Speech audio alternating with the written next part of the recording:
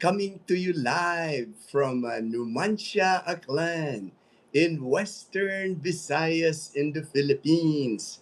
I'm having my morning cup of coffee today, and my coffee with Gino cup. I figure I had to break out my Copico Blanca, my three-in-one coffee, coffee, milk, and sugar. I miss the taste of Copico Blanca because, as you know, I've been drinking green tea. I just had to break it open today. I've just got a different taste today. I wanted to have some coffee this morning. I already finished my morning walk. Nice walk this morning. I actually got out there early today. I was like, even before 5 a.m. I was already outside getting ready to do my morning walk because I just wanted to catch the sunrise. I know I'm not going to have this many sunrise left. We're getting ready to start the Habagat season here. Oh, let me lower the volume here because that way I'm sure I'm online and I can read your comments easier on the laptop too. That's why I'll try to do the laptop too. Easier for me to just look here on my side and I can see your comments. Sometimes I have a hard time reading on my phone and then sometimes it skips it. So I wanted to catch the sunrise this morning. Beautiful, beautiful sunrise, man. I'm glad I came out there early today because just an amazing, sunrise. When I come around my street here at the end of my street, and I come around that corner to the back area, just amazing sunrise this morning. Kevin Shores, what's up, Gino? What's up, Kevin Shores? Yo, yo, yo, Gino. Hey, there goes Tim, my brother in Las Vegas. Viva Las Vegas. All right, Tim. Happy to see you. Happy to see you on the live stream, Tim. Merle, hey, Merle and I were just chatting it up this morning. He's having a great time in Boracay. He's meeting people, hanging out with the locals. So he's just asking for some advice for me because it's quite a transition for Merle because he lived in the United States for 35 years. So coming back to the Philippines, big adjustment. Even though he's Filipino American, he speaks Tagalog. It's still a big change.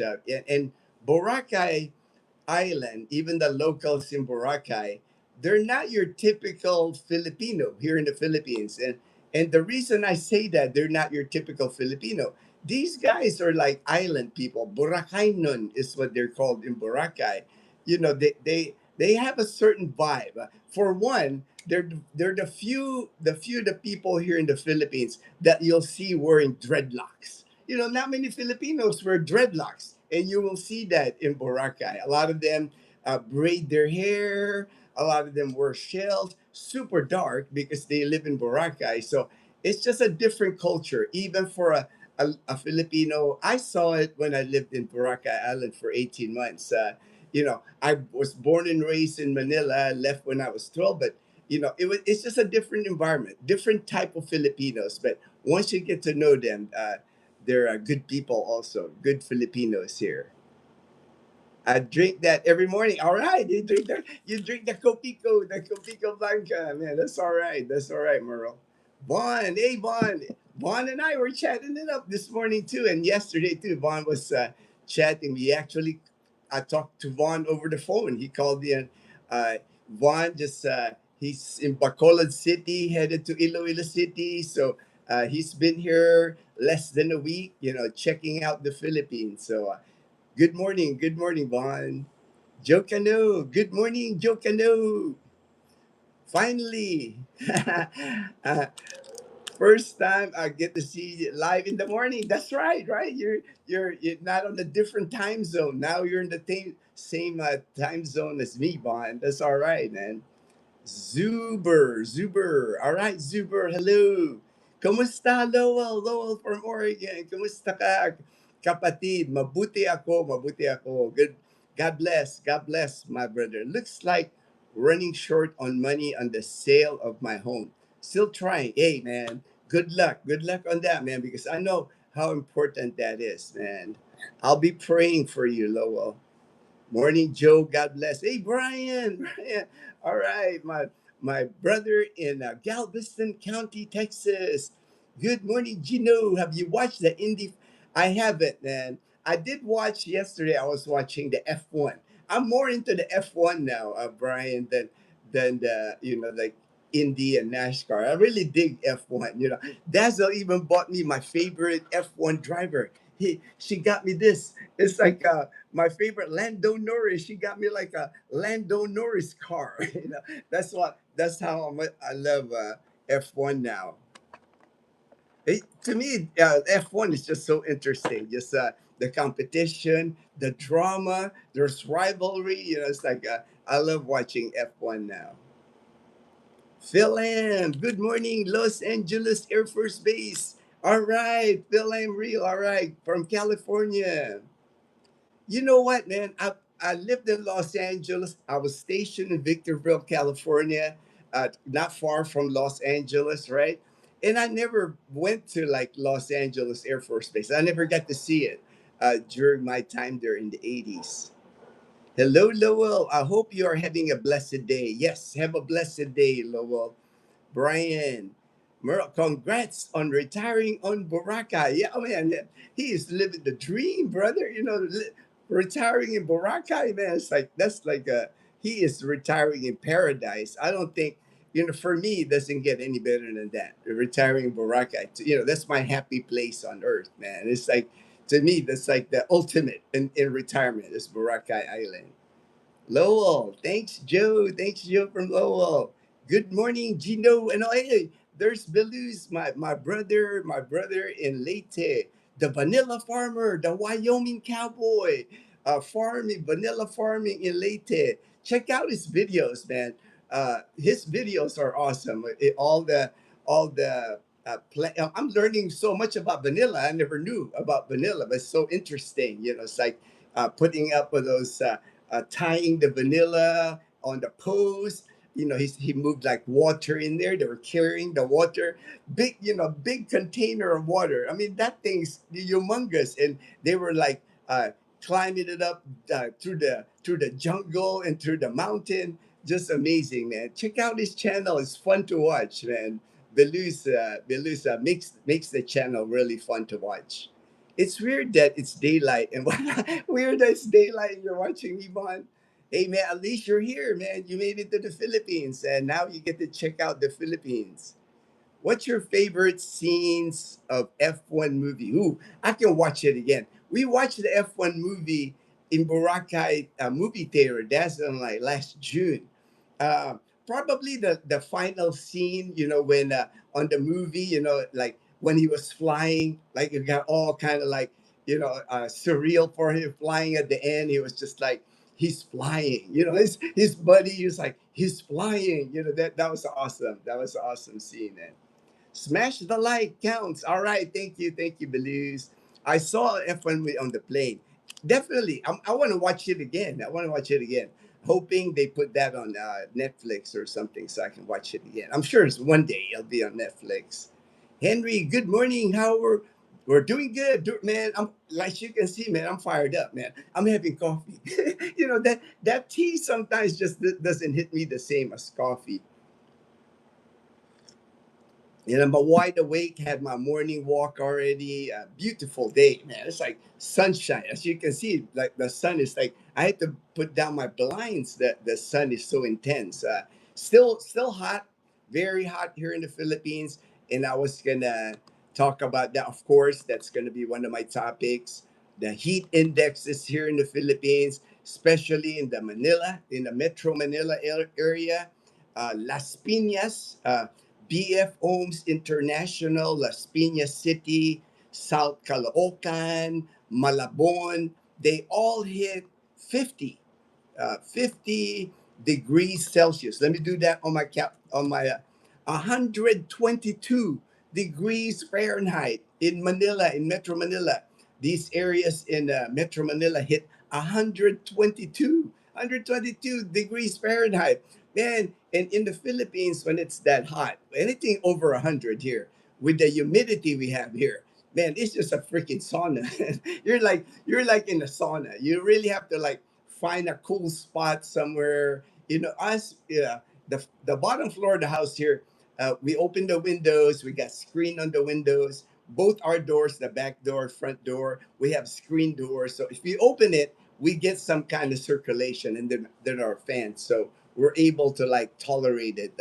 But during there's a certain time of the day, usually like after lunch, 1 p.m. to 3 p.m., it becomes hot, even inside here, even all the things we do. So a lot of times we head out. We go to the mall during that time to cool off at the mall. At least the gas prices have come down.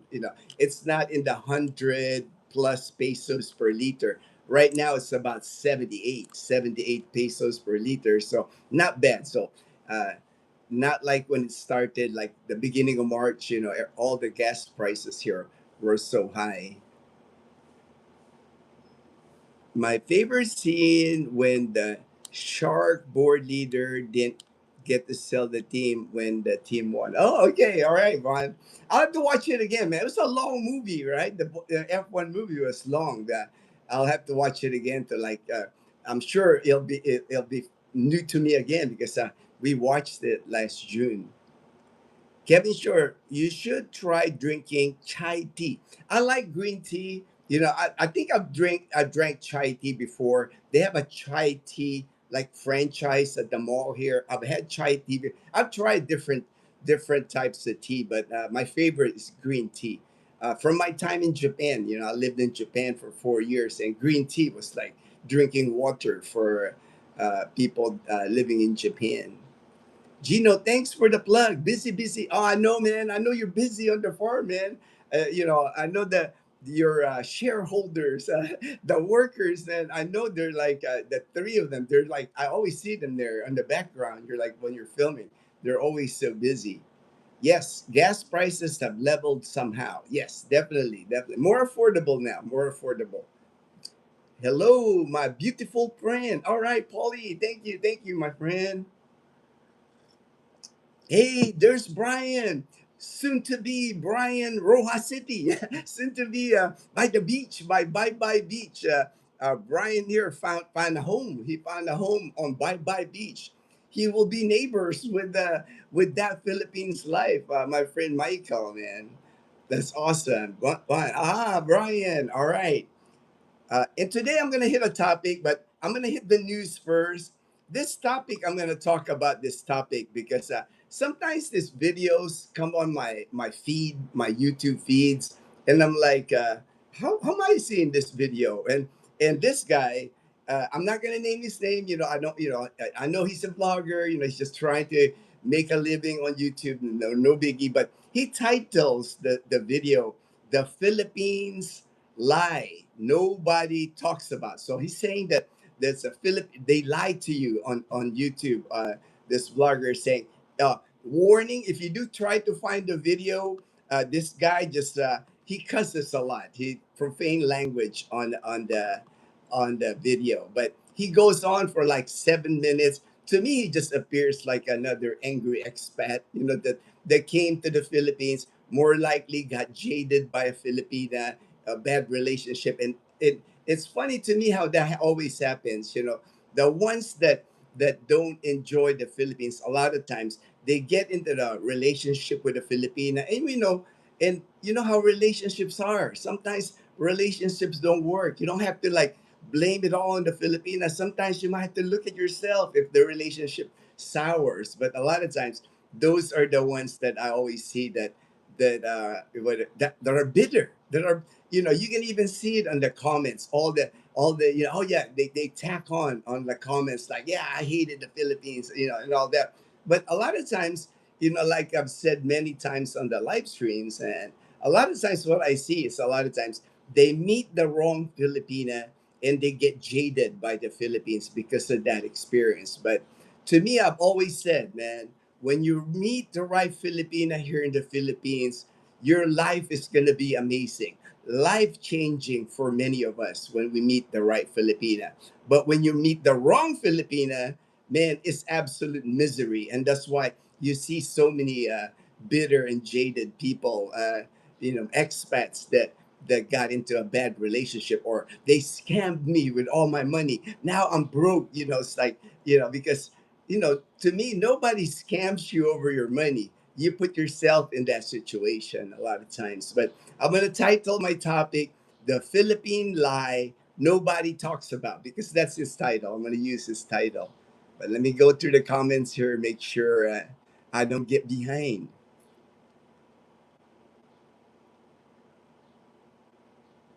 Rojas bound soon. Woohoo! I know, Brian, man. We're all practically going to be neighbors, Brian, when you move to Rojas City, man. We can see each other more often for sure. And then I think what we're going to do for the upcoming, there's still, I'm not sure how the Canadian Beaver anniversary, all that's going to happen. So what we'll do is I'll just schedule our group, our Panay posse. I'll see if whoever wants to attend the next expat get together in June. It's usually like the second Wednesday, second Sunday. So second Sunday in June, I'll invite all the Panay Posse members here, and we'll head out to the Canadian Beaver.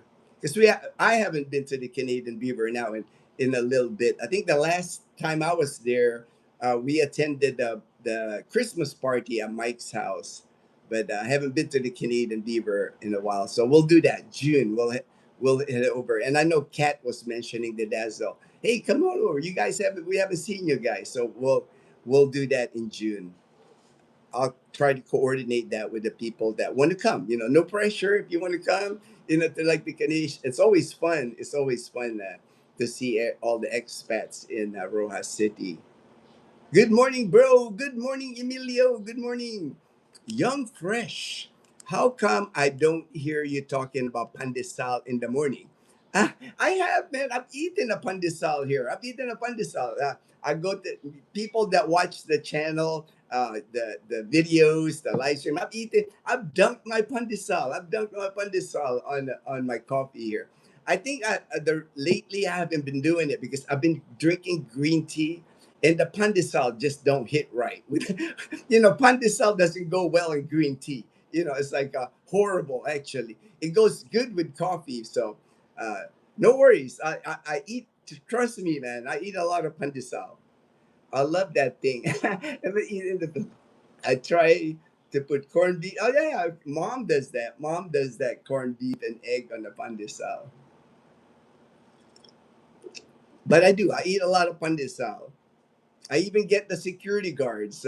When I get my pandesal, I get one bag for the house here, one bag for the security guards. And I've done videos about the pandesal here, and even on my live stream, like I said.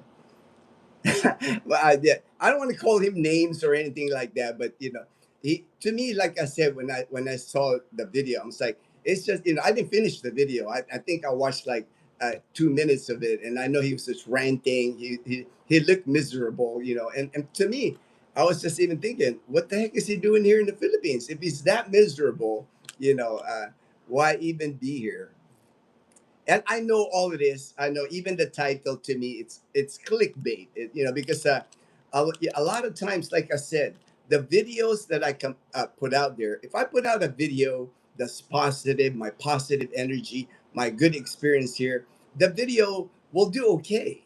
But if I say something negative, my bad experience here, you know, it will like shot up. It will shot up here. It's like people watch it. Yeah, people love to watch negativity for some reason. I just don't have a lot of negative things. It's like I've done videos. I think I've done videos before. So I don't. If one video I made was like, if Philippines might not be for you, or if these are the things that bother you, you might not want to come here. It's like, and I'm always like, I always say the good, the bad, the ugly. I don't like sugarcoat things here.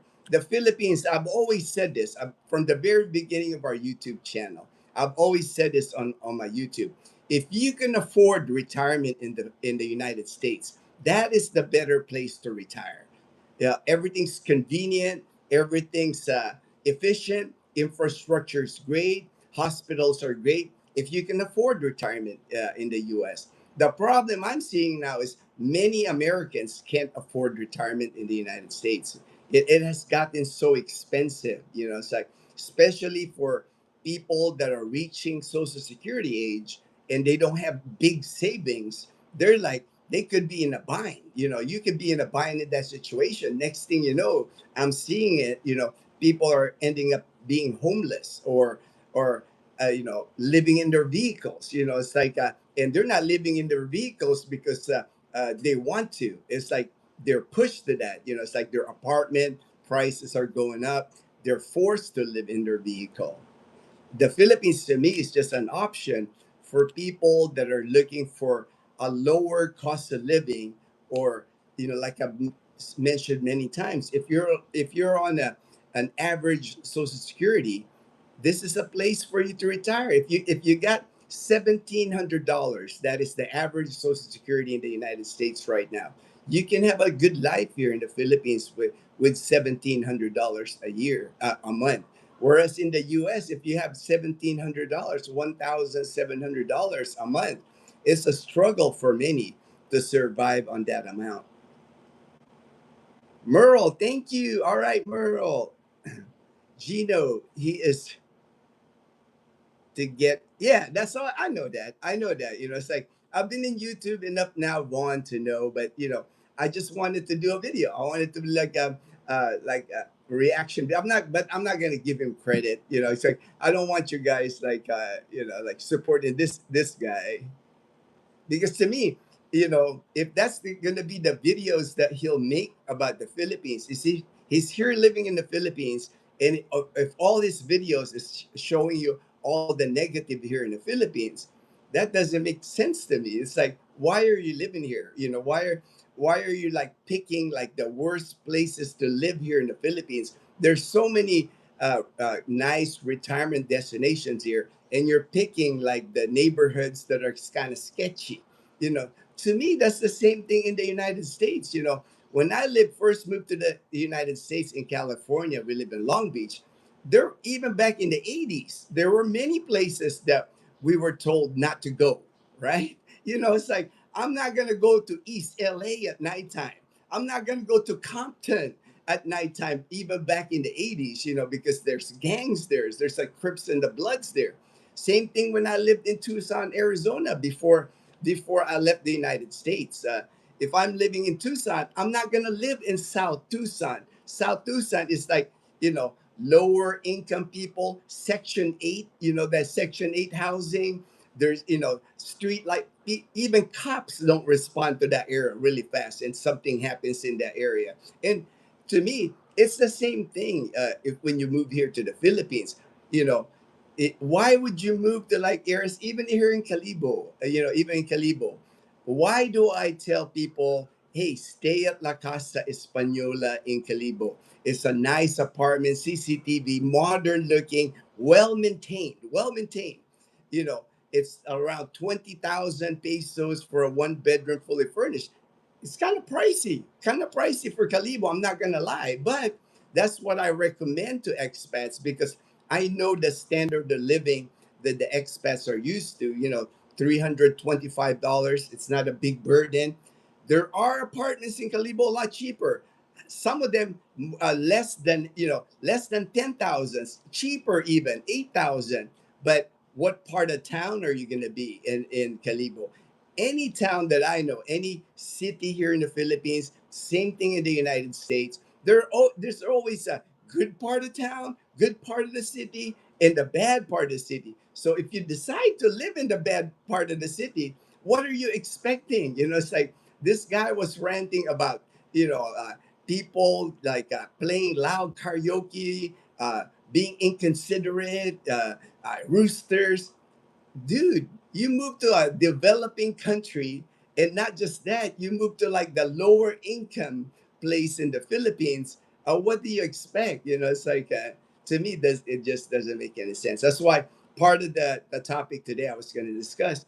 Do your research. Research is so important. Even Dazzle, I mentioned the Dazzle. That's why I've decided to make a video. Even Dazzle was like, she's amazed, because Dazzle even told me last night when we were talking about it. She goes like, she does not understand why, just because it's the Philippines, everybody thinks that everything is cheap here. Everything is like inexpensive. There's some truth to that, but of course, like with anything else, if you're looking for like the cheapest housing, like I've seen housing here for $100. I've seen housing for 6,000 pesos. You can get an apartment here for 6,000 pesos. But when you get apartments like that in the Philippines, that will be in the low income. Your neighbors are going to be able to afford that. What I'm saying.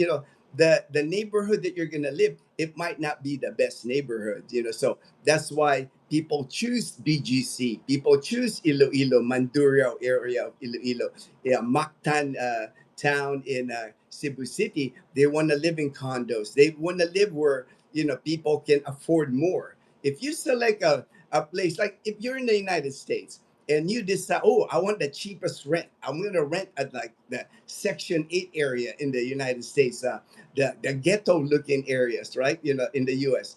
What do you expect? You can't expect like the BGC lifestyle when you're living in like a low income areas here in the Philippines. Emil, I love the waterfalls from the jungle. I've watched, but I don't know how to get there. Do you have any idea where's that? Okay, love the waterfall. Plenty of waterfalls here. I know here in Aklan we have at least half a dozen waterfalls here in Aklan, so it's not hard to find a waterfalls here in Aklan. It's a 50-50. My This country has women everywhere. Too much hate Philippines. These guys have I think so, right, Belush. A lot of times, I to me, I don't, I do see them. I do see them here. I try to avoid them. When I'm going to like a hangout, when I'm at the mall, you can kind of always tell which ones are like that. I call them like the angry expats here. Even me, I avoid them because I just don't want that energy. You're always gonna find that here. And sometimes I don't understand that because they're uh, I think they're just here because this is the only place they can afford, maybe, or they met a Filipina and they're stuck here. They can't maybe, I don't know, because like if you're that miserable in one place, why stay there? That's why I always tell people when they move, when you move here, try to limit all the things that you bring here. If try to become more minimalist, try to like just bring one suitcase and a backpack or and a laptop bag. That's how I came here. That way, if you pick a place, you get to the place, you're not happy, you can pick yourself up and move to another place. It doesn't make sense to me when people say, they come here and the first 6 months and they've never been to the Philippines, never been here, just watch a few videos. Sometimes they don't really research the Philippines, land in an area and they go, I hate it here. I don't like it here. I'm going back. To me, that's a mistake. Because it's a big jump coming from a West developed country to a developing country. You have to give it a chance. It's like you already made that leap to come here to the Philippines. Try different places. Not two places here in the Philippines are not going to be the same. Avoid Metro Manila. That's a lot of people make a mistake and go to the concrete jungle of Metro Manila. To me, if you want a retirement life, a more relaxed life, go to the provinces. If you're afraid that, well, they don't have good medical care, I need good medical care, then go to like Iloilo City or outside Iloilo City, the province of Iloilo. You got like Leganes, you got Dueñas, you got Pasig. There's so many areas where you're within 45 minutes to an hour. Same thing in Manila. You know, you can outside Metro Manila live in Tagaytay, like my friend right now, Michael C. He's now in Tagaytay City. He started in Manila. He lived there for a year. He said, "Move, man. This is just too much." He moved to Trece Martires, and then now he's in Tagaytay City. Try it. Don't go to the Philippines and all of a sudden like give up that quick. You've already made that giant leap to the Philippines here because, man, once you find your spot here, once you find the spot that fits you, it will be an amazing life here. I've seen it. So to so many of my friends here. You know, you look at Belus here, you look at James and Karen, you look at Mike, that Philippines life. Look at me. You know, we have amazing lives here because we put in the work. You know, don't come to the Philippines and don't do your own research. You know, don't rely on the YouTubers. Do your own research. Find out. You know, it's like I know when JP Calibo arrived here, man, he's like spitting out information to me that I'm like, oh dang, JP, you're prepared. You know, he did his research. You know, don't come here with like you know, like without that research, without knowing how the visa work, knowing how the tourist visa work, knowing how banking works, knowing the traffic here. This guy was ranting about traffic here. I'm thinking this, did this dude even watch a video of the Philippines? He's going to the Philippines is complaining about the how they drive here. Come on now. Come on now. You know, I mean, who in the video, who in the live stream here doesn't know that they drive crazy here, that they don't follow any rules here? Does that mean the Filipinos are inconsiderate? No, it's just the way they drive here. That's always been the case. You know, the Filipinos are some of the most kind and humble people that you'll meet here. But when they're on the road, man, you know, this is what they know. You know, it's like there's no driving. Well, there is driving school here, but a lot of times people don't attend it. You know, you know, there's a lot of people on the road with no license, with no formal training in driving. So it's basically once you learn how to get on a motorbike, you're good. You know, it's like I see teenagers here, 13, 14, 15 years old on a motorbike here in the province. Please call when you have some time. All right. Expat. My Pinay is 100%. Thank you, right? Because like I said, man, when you meet the right Filipina here, your life is gonna be amazing. That Filipina's gonna love you, gonna take care of you. Like Belu's best wife on the planet. That's how we look. Same with me with Dazzle. You know, I'm so grateful that Dazzle is in my life. You know, always there for you. My ride or die. You know, Dazzle's my ride or die. But like I said, there's another part to that. If you meet the wrong Filipina, you know, she can wipe you out. She just like in the U.S., right? It's no different in the U.S. If you meet the wrong American in the U.S., she can wipe you out through divorce. And same thing here in the Philippines. You know, take your time when you're trying to look for that the right Filipina. Daniel, howdy. Good morning to all the posse, bro. Panay posse. All right, Daniel. Good to see you. Good to see you, brother. Daniel, we are both in the same time zone, brother. All right. Yeah, the SARSIP, I've been, I'm not on the protocol, Belis, but I have the soursop leaves, the guyabano leaves powder. I put on my cereal and my oatmeal, and then I do drink the tea also now. But I don't like. It's like I try to drink once every day, but it just part of my routine. Part of my routine. Yeah, that dude is miserable anywhere he goes. Aloha, good morning, Derek in Southern Leyte. Derek is in Southern Leyte, vacationing here in Southern Leyte from Hawaii. He's gonna be here like 3 months. Every day he's walking. You know, it's like to me that's like amazing. That you know that's what we do here. You know, most of my friends here, that's what we do.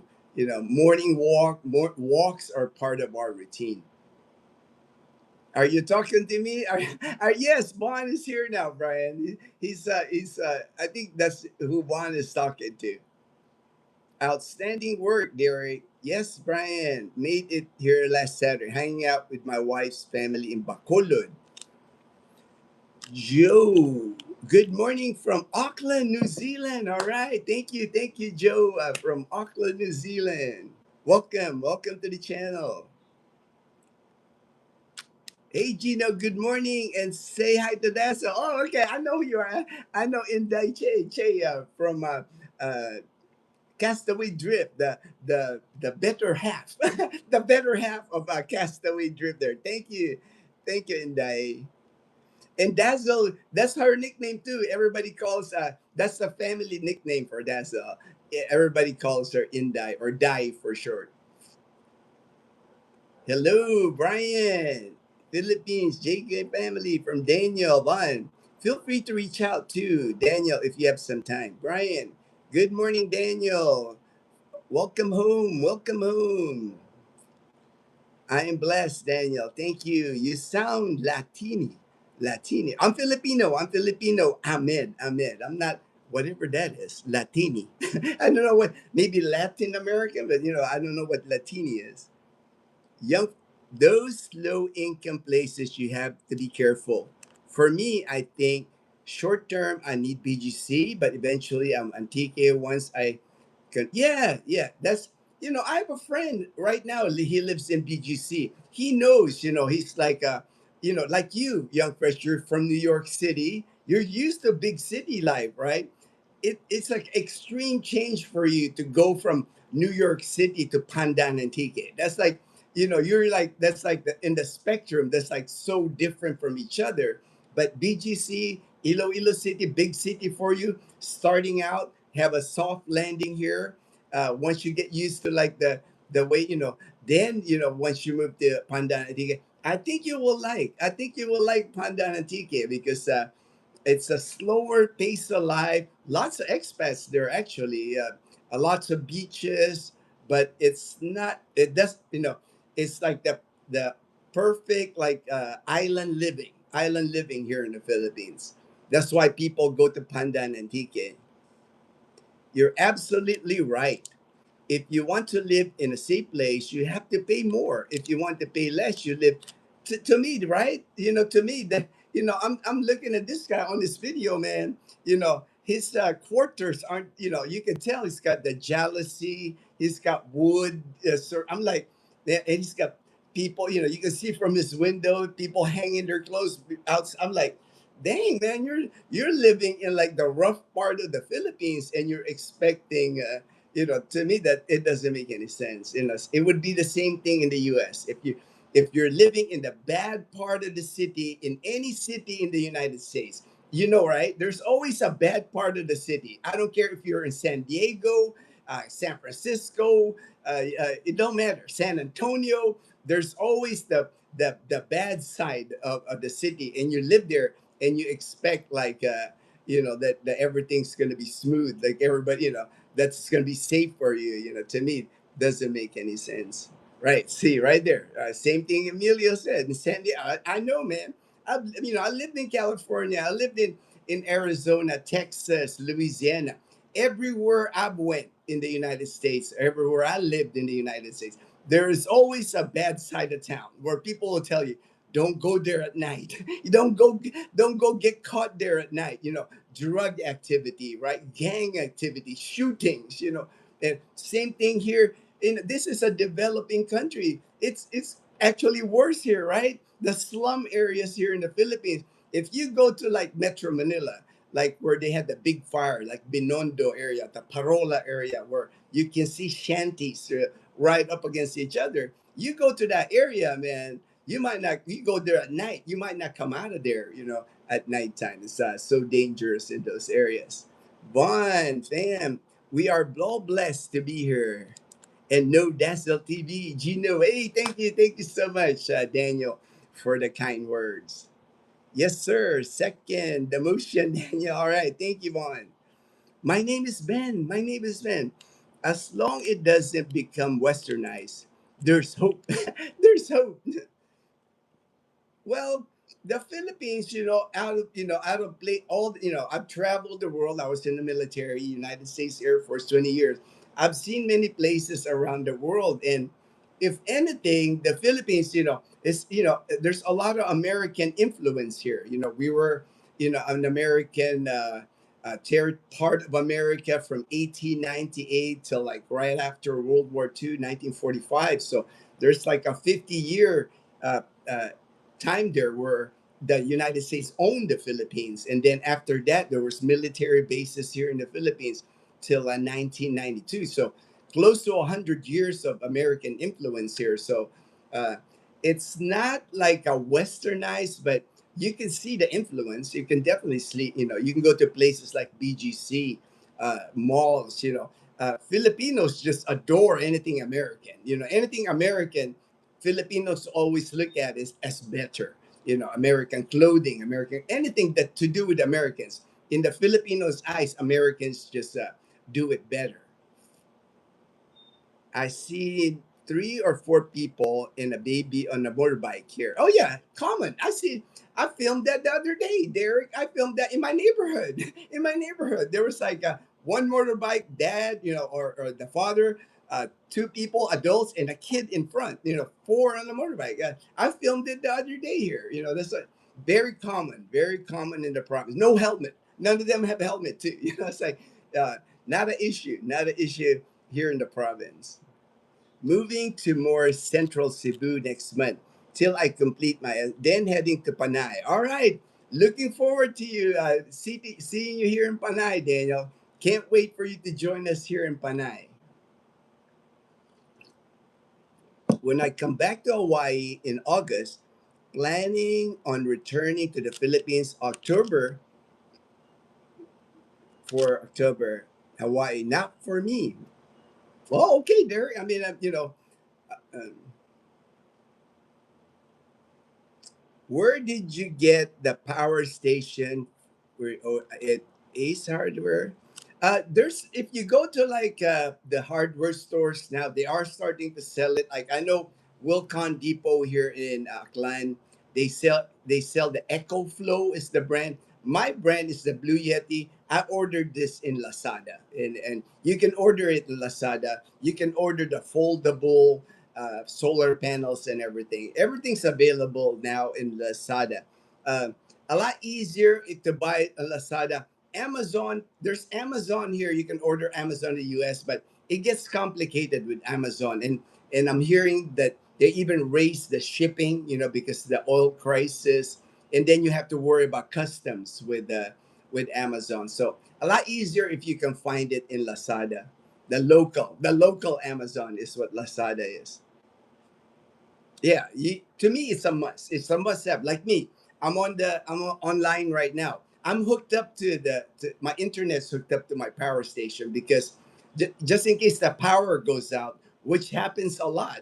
Power outages happens a lot here during the summer months. I would lose you guys, and I couldn't recover you. It'll just do that spinning thing, and then you go, "Oh, what happened to Gino? Must have been a power outage." But I haven't had to go through that because I always hook my power station to my internet. I never lose internet as long as I'm hooked up to my power station. Rice and beans, Vincent Rice, man. I love that name. I love that name, man. Hey, what's up, Gino? Question: if we're moving to the Philippines, is it worth to apply for dual citizenship? We keep our house in the U.S. It's all up to you. I mean, if you do apply, do it in the United States. A lot easier to do it. Merle just did that. Before he came to the Philippines, he did this dual citizenship in California. A lot easier. Complicated here because you got to do it in Manila. The main office, the Bureau of Immigration in Manila, is where you have to do it, and that's a headache. If you want to do it, make sure you do it while you're in the United States. I mean, depending on it's worth it, it would be up to you because if you come here and you're not on a dual citizenship, you can avail the balikbayan privilege. It's not a visa; it's a privilege. You can stay 1 year here in the Philippines without any visa. It's called the balikbayan privilege. Your family also entitled to that. Even if your kids were born in the U.S., they're all entitled because you're a former Filipino citizen. But after 1 year, you have to exit. You have to exit the Philippines and then come back again, start your balikbayan. I know people that do that. I know people that do that. To me, I was gonna do that when I initially got here. I was just gonna use the balikbayan privilege, but I ended up getting my dual citizenship here at the Bureau of Immigration because I went to school and they were asking me for a student visa. So I figured, hey, might as well get. But it's a lot easier now. I don't have to worry about visas. I don't have to worry about exiting. I can stay here in the Philippines forever and never leave. Yeah, and I'm okay. I'm a Filipino citizen again, and an American citizen still. Bill Meyer, hey, good morning, Bill Meyer. Prayers. Hey, I haven't seen you in a while, Bill Meyer. I know you've probably been busy, but good to see you. Good to see you again. Filipina that come to America get westernized, especially their children. I have to agree.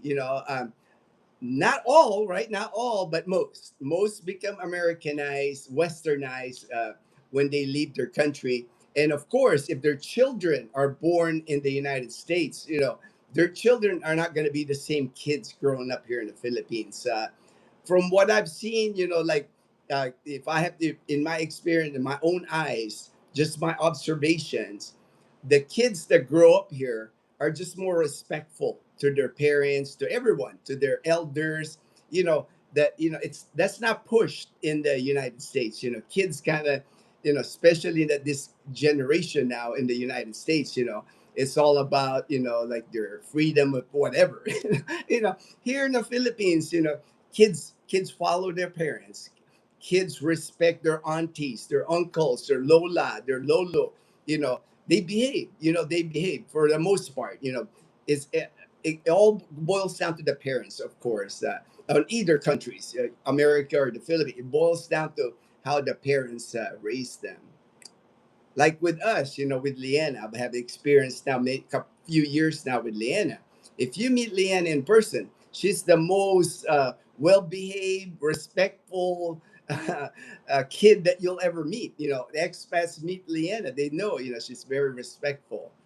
And they're telling me, it's like kids in the U.S. aren't just like that. Kids, they're exposed to so much more in the United States, with social media, what's going on in the U.S. I think here, well, from what I've been seeing, what I've seen with kids here in the Philippines kind of reminds me of kids when I grew up back in the 70s, growing up here in the Philippines before I left when I was 12. They, in my neighborhood here, kids here ride their bicycles on their skateboards. Every sunset, every time Dazzle and I walk at sunset, there's kids playing out here. Kids are still doing that. They're not, you know, kids in the U.S. a lot of times they're in their computer, in their iPad. They do more of that because they can afford it. They can afford gadgets. Here in the province, you really have to have money to be able to afford that. Not a lot of people in the province. Heck, a lot of kids here in the province don't even have internet in their house. So what are they going to do? They're going to be outside playing when they don't have internet inside, and then it's hot inside the house. You want to be outside playing here. I like beans. Me too, man. Red beans and rice, one of my favorite dishes. Cheers, Inday Che. All right, Inday Che. Cheers. Merle, I'm checking out Puka Beach today. Then, well, all right, enjoy, man. Puka Beach is awesome, man. That's where Dazzle and I had our wedding reception. Was on Puka Beach. One of my favorite beach in Boracay. Never crowded in Puka. If you do swim in the ocean, watch the current, Merle, because strong current, and it's not like White Beach where when you swim you can go 50 yards, sometimes 100 yards, and it's shallow. In Puka Beach, the minute you get on the water, it's a big drop. But and then the sand feels different. It's puka shells. It's made of puka shells on Puka Beach, but it's fun. Enjoy your day in Puka Beach, my brother. Join the gym. Hey, get your gym on, brother. Derek, Hawaii yeah, that's what I'm hearing, Derek.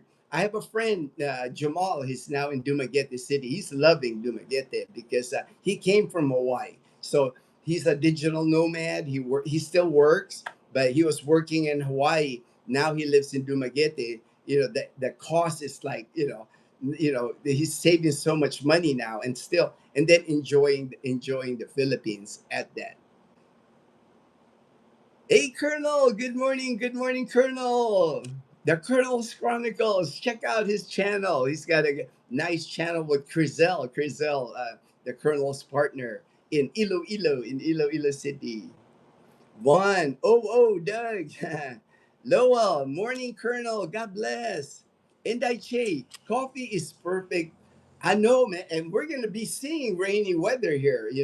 The last week usually, or the beginning of last week of May, beginning of June, they're gonna announce. Habagat season or monsoon rains about to start. All right, I'm gonna hit some news items because I don't want to like not report any news items. You know, I always try anyway. I did the heat index. Let me delete that. Tomorrow is a holiday here in the Philippines. Wednesday, May 27. It's a feast of sacrifice. It's one of the Muslim holidays here in the Philippines. No classes at all levels and no office operations. All government agencies will be closed tomorrow. Banks more likely will be closed tomorrow too. So if you got something to take care of in the bank, make sure you do that. Uh, Yesterday, the highest heat index recorded here in Panay Island was in Iloilo City. They recorded, let me just do the math here, 111 111 degrees Fahrenheit yesterday in Iloilo City, the highest for Panay Island yesterday. Let me do that. And the thing that's in the news the last couple of days was a building collapsed in Angela City. That's all in the news here in the Philippines. Of course, investigations are going to go on. So far, the last thing I read, two people lost their lives. Prayers to those families of those two people, and there's still people buried. Unfortunately, there's still people buried in the collapse. And the building was a 9-story building under construction in Angeles City. I know this street too in Angeles City. You know, I was stationed in Angeles City, been there a few times since I retired here in the Philippines. I have friends that live in Angeles City. So this building, 9-story building, not finished yet. The people that got buried inside the building are construction workers, close to, I think, over 40 of them. Because 9-story building, and here in the Philippines, when they're building a building like that, the workers usually sleep in the building. You know, that way they can work more hours in the construction. And they were building like 9 stories, but actually they were also building on the 10th. So it could have been 10, but it basically pancaked.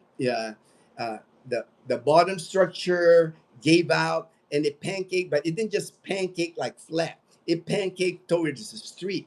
It actually blocked the whole street. And then across the street, there's a school, and even the collapsed building even hit the school. Uh, more to come. Of course, there's gonna be a lot of investigations. You know, these kind of things when they happen, a lot of investigation, a lot of finger pointing, blaming. Of course, you know, I'm already seeing on social media they're blaming architect, engineer, inspect. You know, it's gonna be a whole investigation happening for sure. The the collapse happened at 2 a.m. to 3 a.m. in the morning, around that time. There was no earthquake reported, so it didn't collapse because of the earthquake. But there were a thunderstorm and severe winds like that evening. You know, I remember even that there was like even a sighting of like a small tornado, not a big tornado, saying like a spout, in the area in Angeles City, but should not have collapsed the building. You know, a thunderstorm or strong wind should have not collapsed the building. So there's going to be a lot of investigation going on with this, and rescue operations are still going on because it's not easy for them to like when a building pancake. Even as a rescuer, it's not easy to get to people. It's a day. You got steel, you got metal poles, you got electricity wires and all that. There's mom. Morning, Dave. Good morning, mom. Good morning, mom. You got a whole bag. Where you headed? you got a whole bag. Mom's doing laundry. She got a whole bag. I'm like, oh, Leanna's laundry. All right.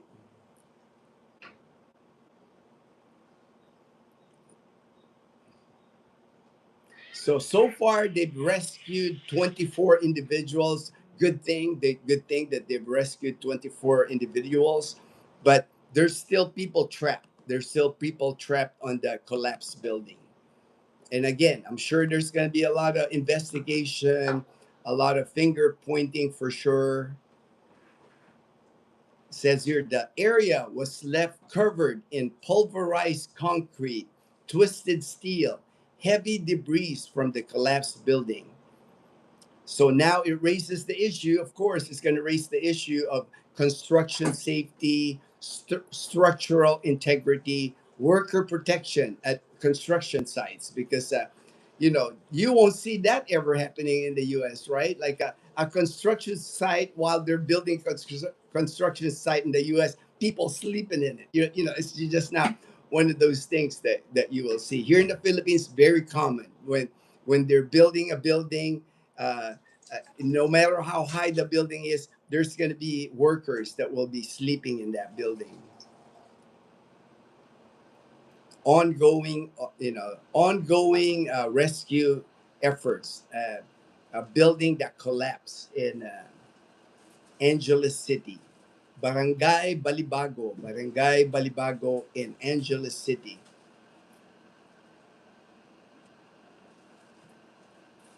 The tragedy has become one of the most alarming construction related disasters in recent months, prompting urgent attention towards safety compliance and emergency response capability. I will report, I'm sure more will come out of that story, the collapsed building. I know the mayor of Angeles City, I know he was on the site, and more information for sure. I'm sure it's going to come out. A lot of investigation. We won't find out, completely what was the cause of the collapse of the building, but kind of scary when you think about it. Angeles City. I was stationed there back in the 80s till 1991. Back then, we only had maybe one building there, like Clarkton Hotel, 3 floors. But now there's like skyscrapers now in Angeles City. They built candy towers, like condominium buildings are like popping up everywhere in Angeles City. So that's kind of scary when you think that that a building can collapse like that. They're just constructed. What happened if they had finished it and people moved in? People moved into the building. So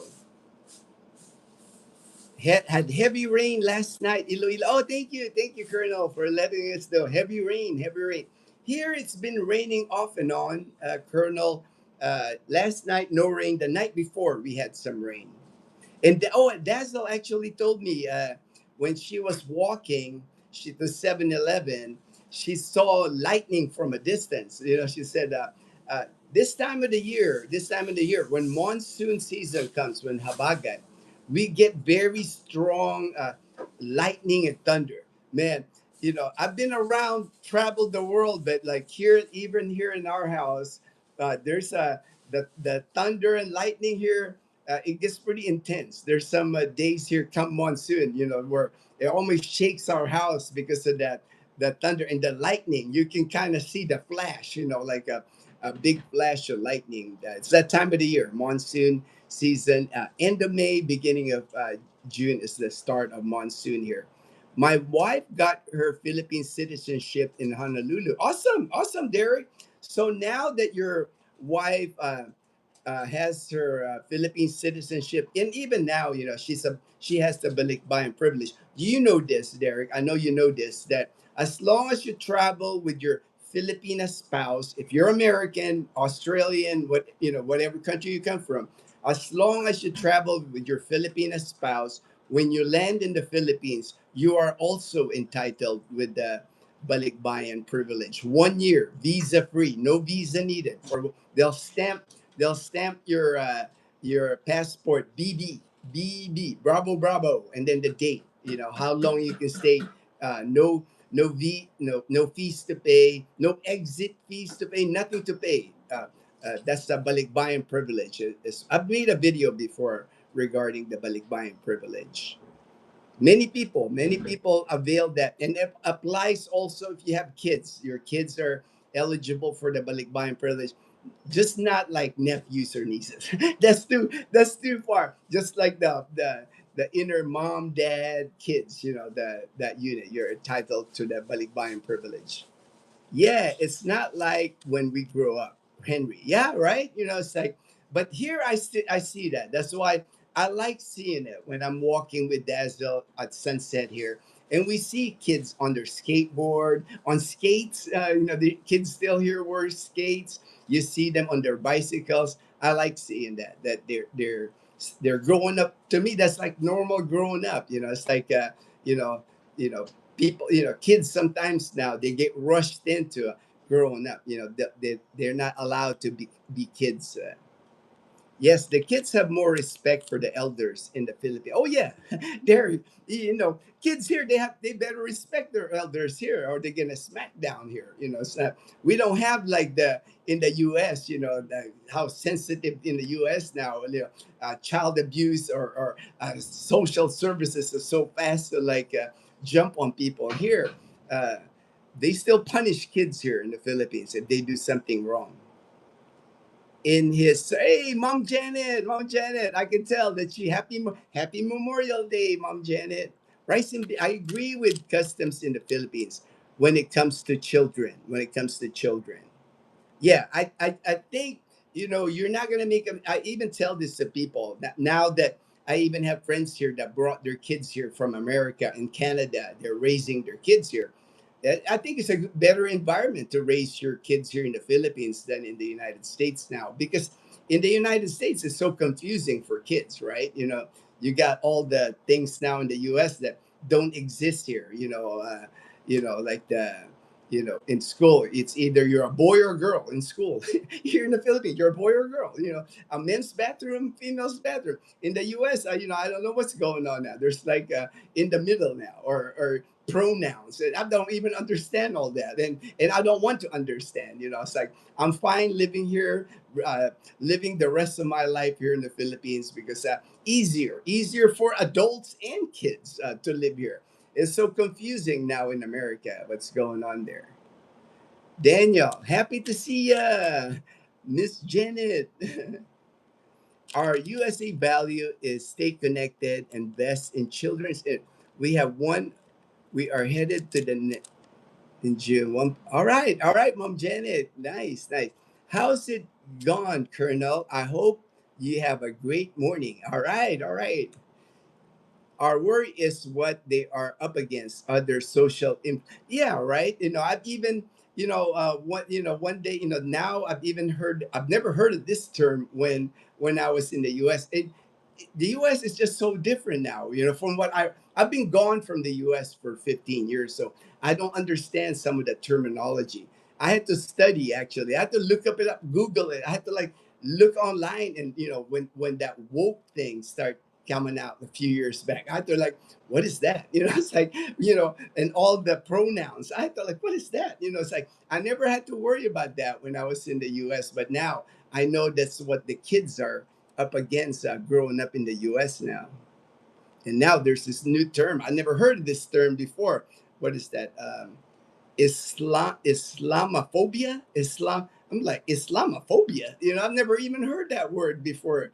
Now there's words like that now in the US.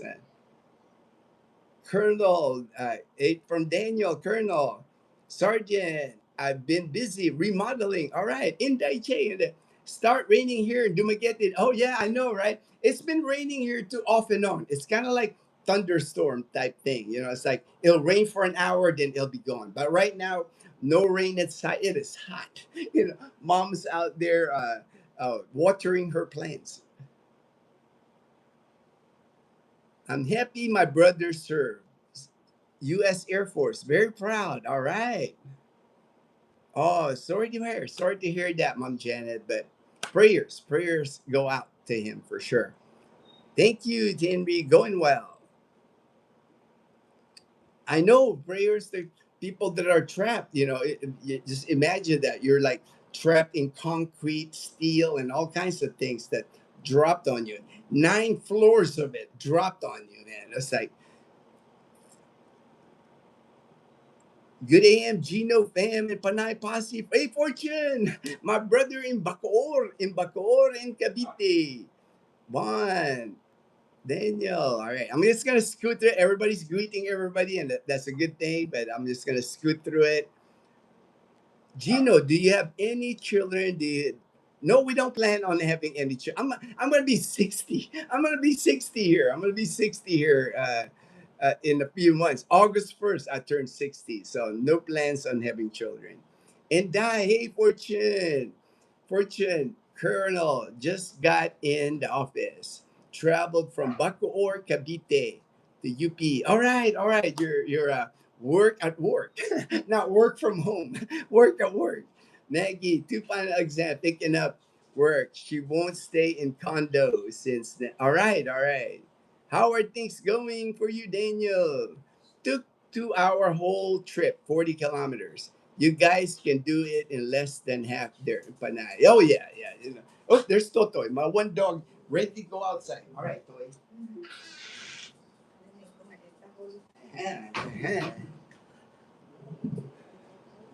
Daniel, the human factor, morale, decency, much stronger in Philippines than USA. I think so. The more and more I see, Daniel, that's why I said, if for people that are, and there are people now choosing to raise their kids here in the Philippines rather than raise them in the United States, and I can see that. I can see much easier, I think, to raise your kid here in the Philippines than in the United States.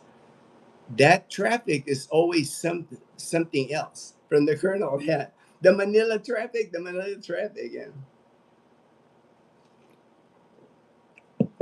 that's reality here. That's why for the retirement, way to go. Yeah, I have to.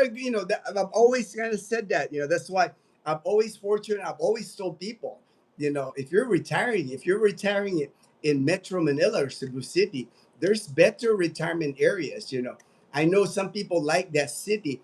If you're really into the city, if you really want to retire in the city, I'll always push Iloilo City. It's the best city here in the Philippines. It's well thought out. There's open spaces. There's the river you can go fishing. There's the esplanade you can walk. You just don't get that. It's bicycle friendly. You can actually ride your bike in the city. Man, if you ride your bike in Metro Manila, and I know people do it, don't get me wrong. I know they do ride their bicycle in Metro Manila. I don't know how safe it would be though. I wouldn't ride my bicycle in Metro Manila.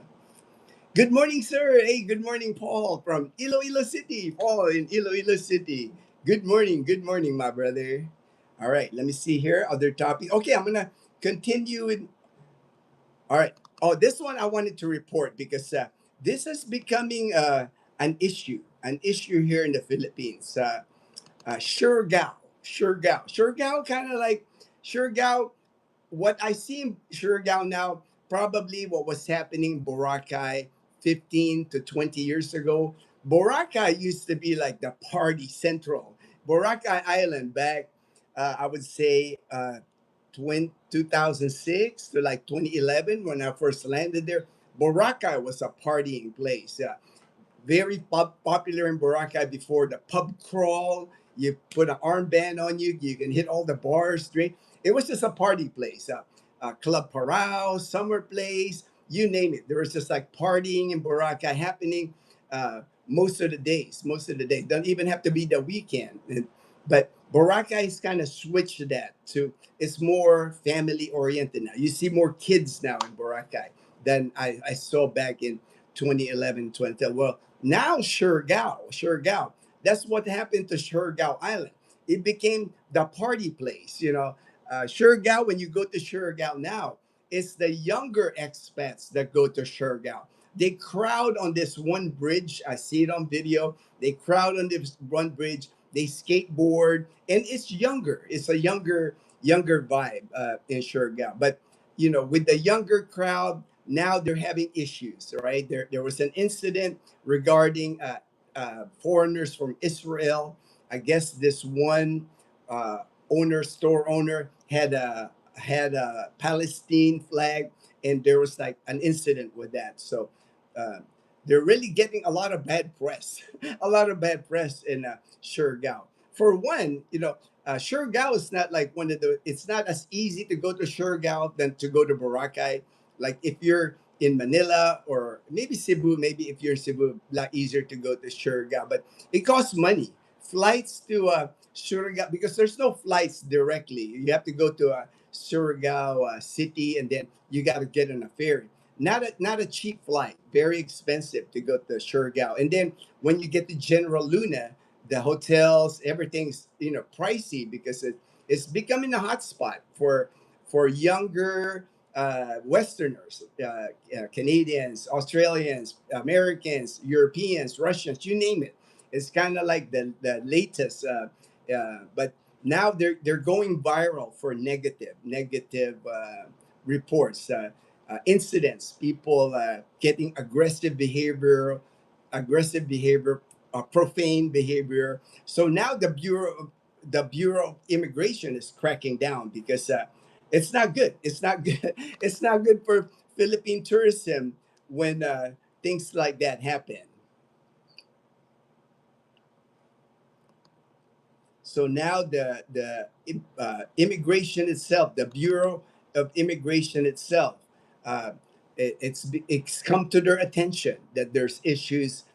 It says here, Bureau of Immigration orders crackdown on foreign tourists misconduct in Siargao. Siargao here in the Philippines, it's basically the surfing capital of the Philippines because of Cloud 9. It's the best surfing area here in the Philippines. There's some in La Union. There's a decent surfing there, but not like Cloud 9. Cloud 9 is like the best surfing area here in the Philippines, and that attracts people. So you're surfers. Unfortunately, a lot of times, surfers got that reputation. Younger surfers, especially the younger surfers, they like to party. They like to drink a little bit of like illegal substances. They like that. They like that.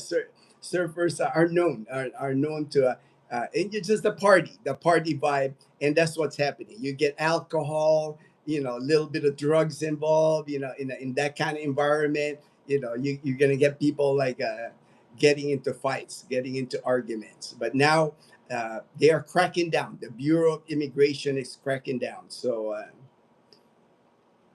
foreigners who violate Philippine laws, overstay visas, engage in illegal work, or create public disorder may face immediate deportation and permanent blacklisting. And they will do that.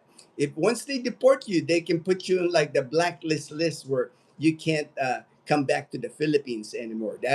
And a lot of times, if they deport you, it's not like they're going to deport you right away.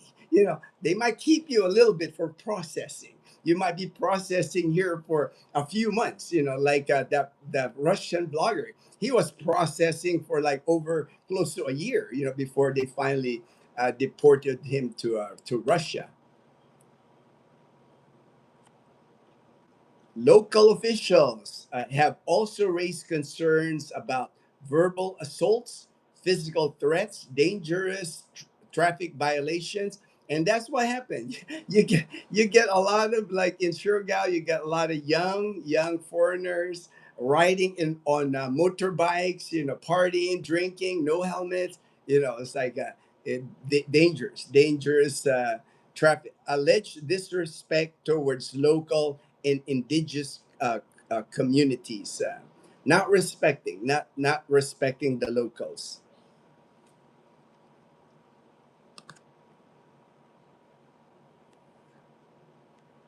Let me go. There it is. After June 3, okay, right there. We'll take 2 months off. Oh wow, 2 months, nice.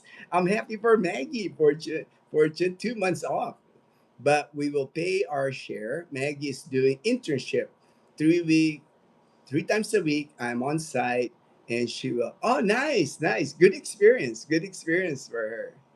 Damn, work from home.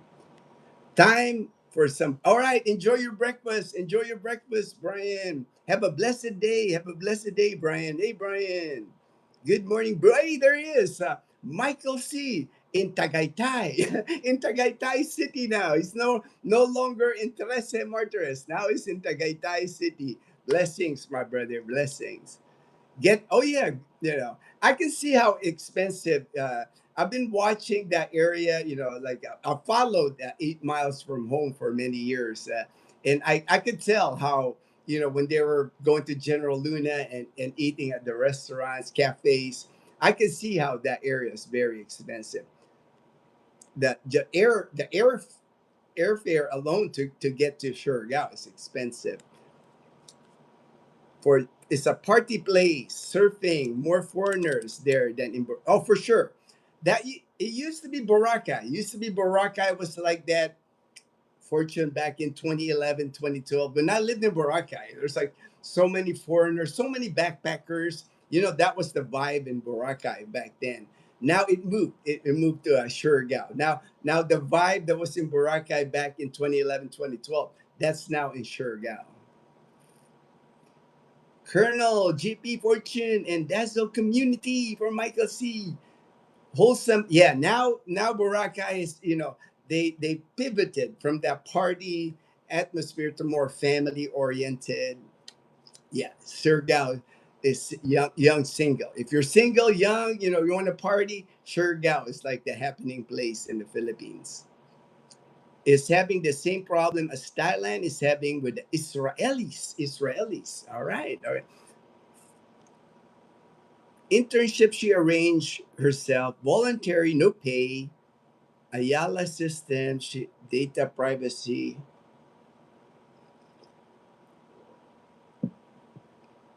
All right. Great experience. Going to be great experience for Maggie for sure. All right, I'm gonna pivot. I'm gonna pivot back to my subject. Um, like I said, I saw this video.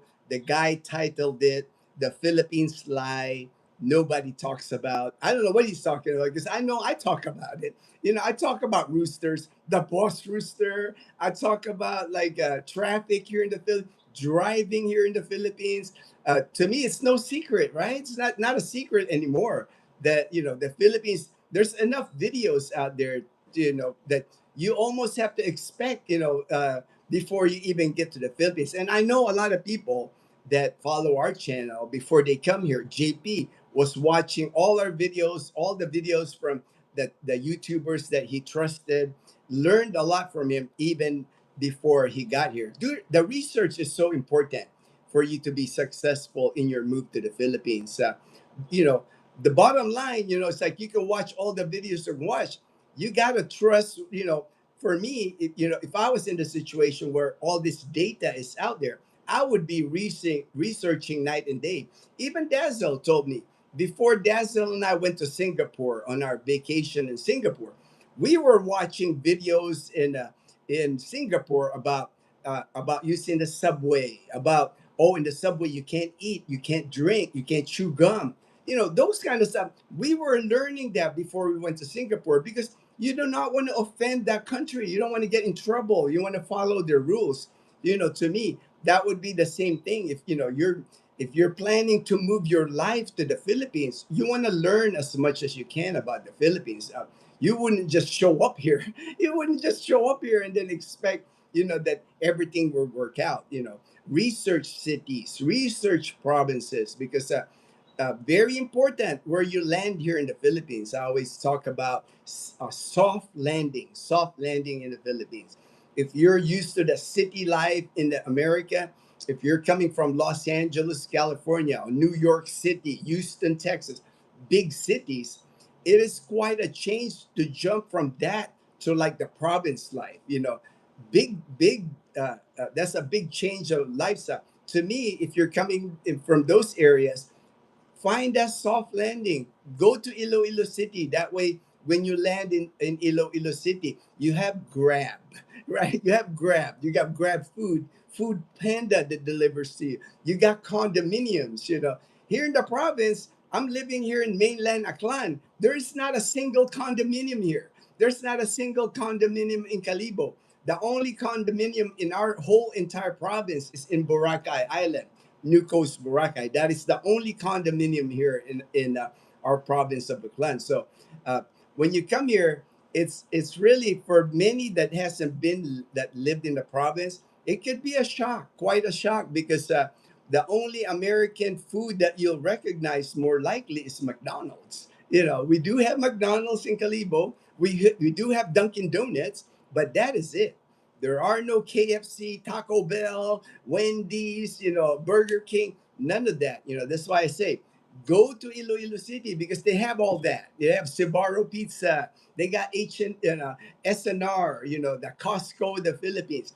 It's an easier soft landing when you come here, when you go to places like that, than jumping into the province life. The province life is not for everyone. It's like, and I know that.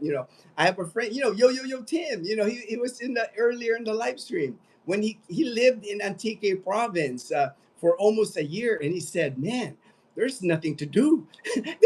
He told me, "Man, Gino, I wish I knew you when I was in Antique Province because he was so bored. There's nothing to do in the province." And to me, that's you have to know that before you come here. Don't A lot of times I think that a lot of people make the mistake. They meet Filipina online. That's why I always tell people, just come to the Philippines, meet your Filipina here, because a lot of times they base their move in the Philippines based on where the Filipina lives. They meet a Filipina in the province. Sometimes even in Mindanao, some remote mountain place in Mindanao, they meet a Filipina there online, and then all of a sudden they want to move there. Man, that's a big leap. That's a big jump from what you're used to. To me, it's important for you to like get comfortable in the Philippines first. Learn the culture slowly. Nobody becomes an expert here. Like, some of these vloggers that get here, they've been here 1 year, 2 years, and then all of a sudden they think they're an expert here. Nobody becomes an expert here in the Philippines that quick. I've been here 15 years now and I'm still learning. I'm still like watching things here where, oh, that's changing now. That's not, it wasn't like that when I initially got here. Things change all the time here in the Philippines.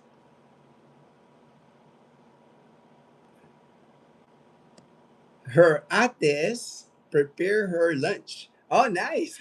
She's still, man. Maggie is spoiled, man. She got people taking. I still give her allowance because I know how. Yeah, BGC. Hello, Michael C. Hey, OB, right? Or hello, Olson, Aliyah, and my good buddy Isaiah from Columbia, South Carolina. Just popping in. Wanted to say hi. Hope you have a great week. All right, thank you. I'm gonna have a great week today. I'm going to lunch with JP. Dazzle and I. We're going to. JP wanted to go to John and Nelfa. He saw our that we went to John and Nelfa the other day, and he said, Man, I miss that seafood at John and Elfa. So we were gonna have lunch today with JP. Hello, everyone. Good AM. How many days to go? I'm thinking for Olsen, a bit 60 and under, maybe 60. Oh yeah, JP's a seafood. That shrimp sisig, oyster sisig, anything seafood. JP is a seafood guy, man. He loves. Even Dazzle, when we were discussing this, I mentioned to Dazzle about that video that guy came out with. Even Dazzle told me, man, didn't he know? Didn't he know before he come to the Philippines? Because like to me, it's hard to believe that that he was complaining about there's people begging in the Philippines, dude. This is a developing country. It's like there will be people begging here. That's part of It's like there's people begging in the United States. There are homeless people begging in the United States. And that's a developed country. So you can imagine going to a developing country. Of course, there's not a place in the Philippines, maybe BGC, because that pricey area. But even in Calibo, I run into people begging, the Bajau people, they're walking around begging. I always just carry change in my pocket. I give them 5, 10 pesos, and they're like, "Oh, thank you, kuya."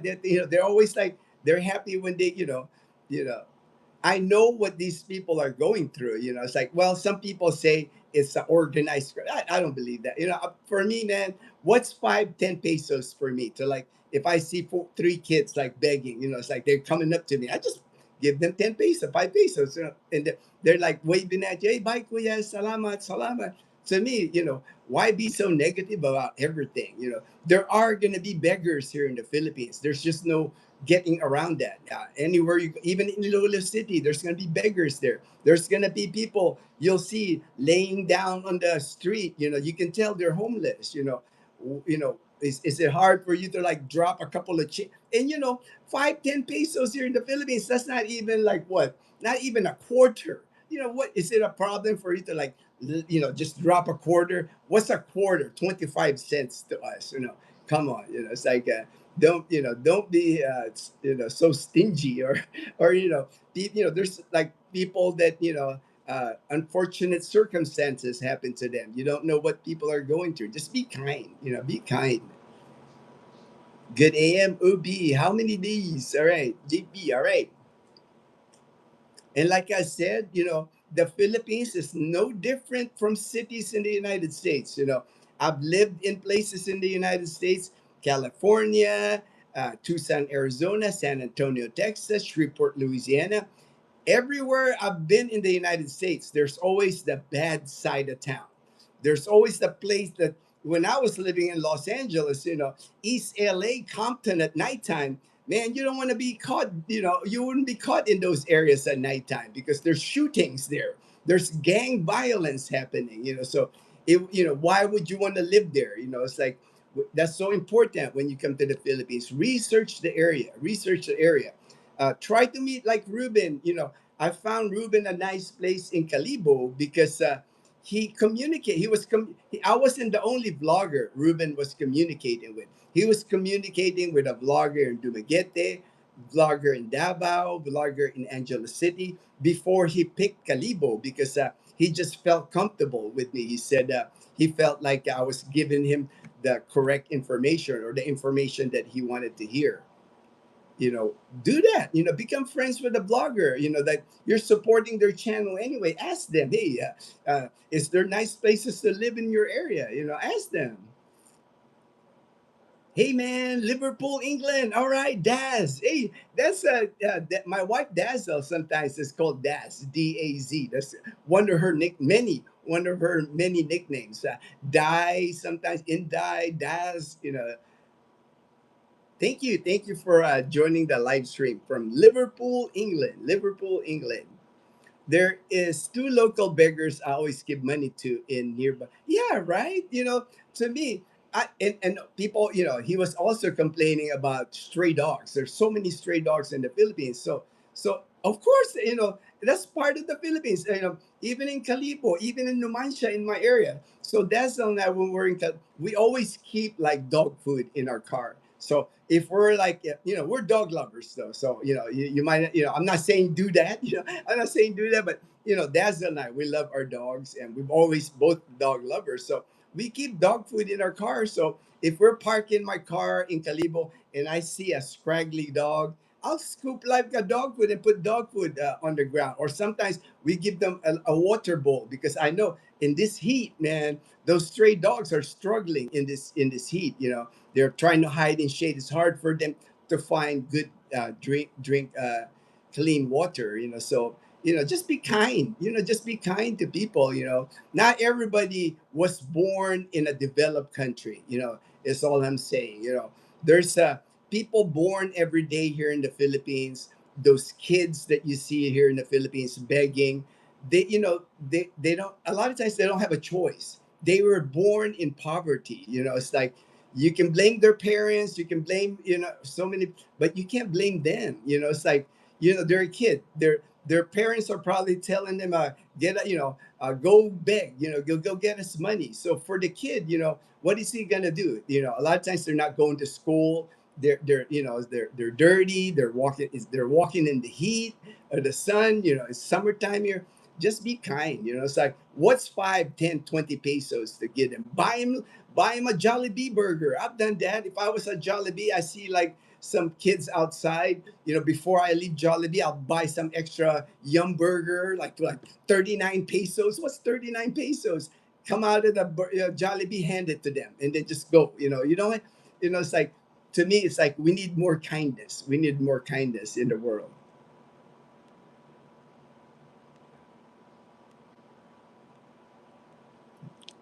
My name is Darren, but everyone calls me Daz. All right, all right.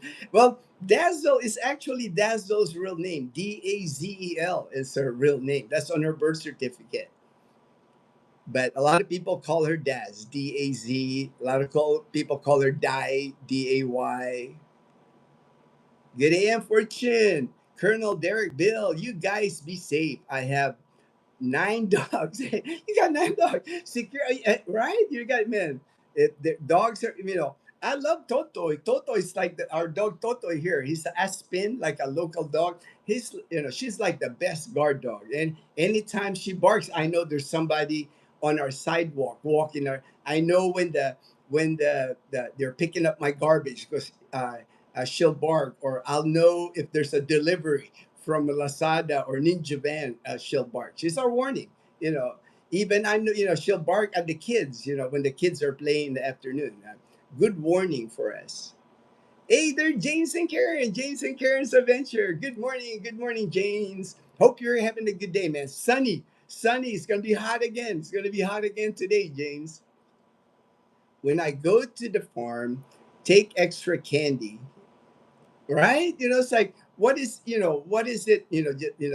Not hard to do, right? Belize, to be show some kindness. It's like you know, if there's misfortunate people, there's beggars. To me, it's like a lot of, especially kids, especially like the older ones. The ones that they look like they're in their 70s or their 80s sometimes, and they're out begging. Or there's my favorite lady. She's at least 80.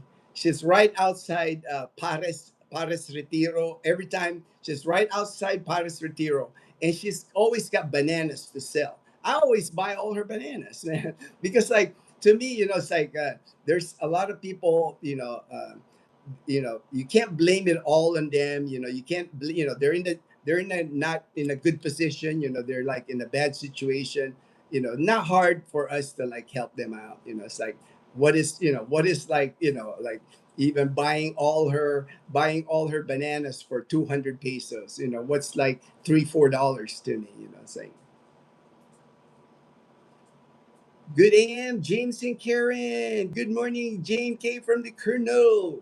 We are planting corn and doing finishing work on the house exterior. All right, a busy day, man. Perfect weather, right? Perfect weather. No rain, no rain so far. Perfect weather for painting the exterior. Painting the exterior. It's gonna be hot. It's gonna be hot, James. So make sure sunscreen, hat, umbrella. Cover yourself, man. It's gonna be hot out in the sun. Awesome. We have to escort guests uphill to house. Yes, two from town like 70s. I would employ them doing simple job, but one is blind, other can't walk. Yeah, yeah. There's always, that's one thing. There's always people that you can help here in the Philippines. There's just a lot of people in a not good situation. Got a negative comment saying 600 pesos isn't enough pay for our finisher. Oh, that's good pay already, man. In the province, 600, that's a good pay. It's like that's $10 a day. That's like here in the province, a lot of people make a lot less than that. 350. Even Boracay Island, even the people work in the hotels in Boracay. Some of them don't get paid 600 pesos a day. Hello from the West Coast, California, West Coast. All right, really enjoy your topics. Positive outlook. Take care, brother. All right, thank you. Thank you so much, Jeff. Jeff, thank you so much for the support, my brother. I've been getting a sunburn on my arms right through the sun. It's hot. Yeah, yeah, it is, man. That's why me, man. Not only wear sunscreen, I wear a hat, and most of the time I have an umbrella, man, because the heat in the Philippines this time of year is just intense. It actually it feels hot on you'll sweat, you'll start sweating, and it doesn't take long to get sunburned here. I haven't been sunburned. I'm very careful exposing myself to the sun. One of my cancer that I'm recovering from is squamous cell carcinoma, so I have to be careful with my skin. Dude, I pay 500. 300 is low. Yeah, 300 is low, but I've seen them here, Belis. Like here, some of there's like people hiring different people to just do maintenance or a minor work on their house. They'll pay 350, 400. That's But 600 is already good, man. 600 is already good. Yeah, that's good pay already here in the province. West Visayas minimum daily wage is 550. James pay is already extra. Yeah. And here, Fortune, even they announced that, that's the minimum pay, 550. There's almost a hidden understanding that that isn't the minimum pay here. People pay less than 550 here. That's good pay for their James. Yeah, 600 is good pay already.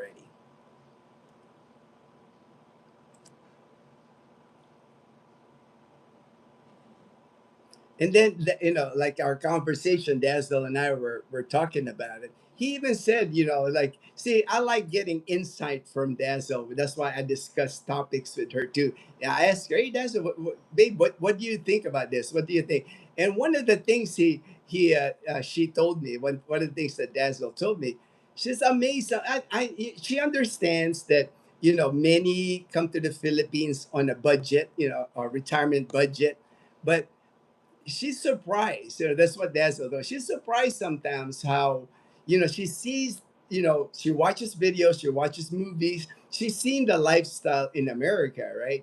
And then when she sees how some of the expats, when they come here, how when they get here, they're so stingy. That's always, because, we've helped many people find apartments even before they get here. We're checking apartments. And then we know we'll even film an apartment. We'll send it a video to the person coming here, and there's one apartment here in Numancia. One time we sent to this individual.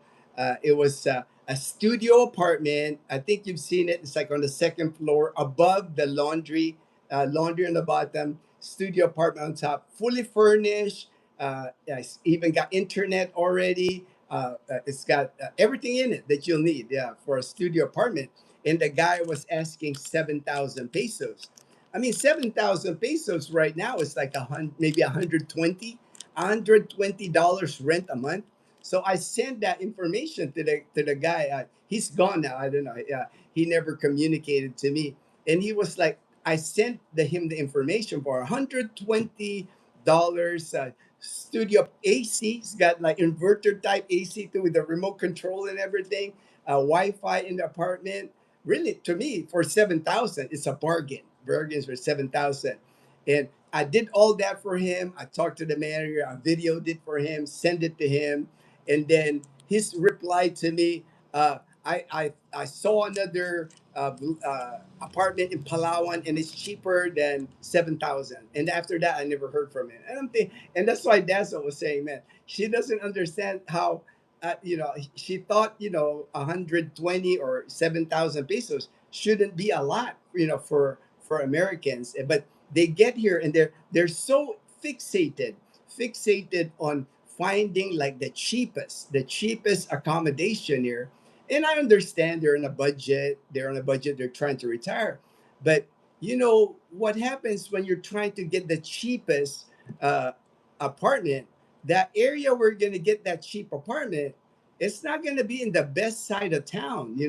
It's going to be in like the low income area of that town, even here in the Philippines. Like even in Iloilo City, if you move to Iloilo City and you can't afford the nicer condominiums, or the 20,000 for a one bedroom, $325 one bedroom fully furnished condo. If you're like looking at like the 10,000 range for a condominium, it's gonna be the older condominiums in Iloilo City, and then might not be the best part of the city. That's just how it is. When you're trying to like get to like the lowest cost, that might not be the best place. That to me, it's like that's why when I refer people to La Casa Española, because that would be something that if I was moving to Calibo, that would be the place I would be interested, because centrally located, you can just walk to the mall. Like less than a kilometer to the mall, the public market, the 7-Eleven, just conveniently located. There's a lot more apartments, cheaper apartments in Calibo, but you might be in an area of Calibo where You do not want to be walking at nighttime. Even though the crime rate is low here in the province or in Calibo, still, there's just bad element wherever you are in the world. It doesn't matter whether you live in America or you live in the Philippines. There's just areas where at nighttime it's just not going to be safe for you.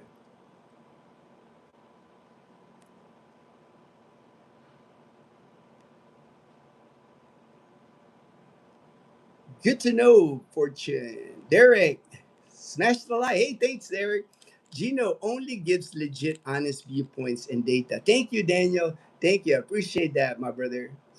James, there are regional wage boards that set the daily minimum wage.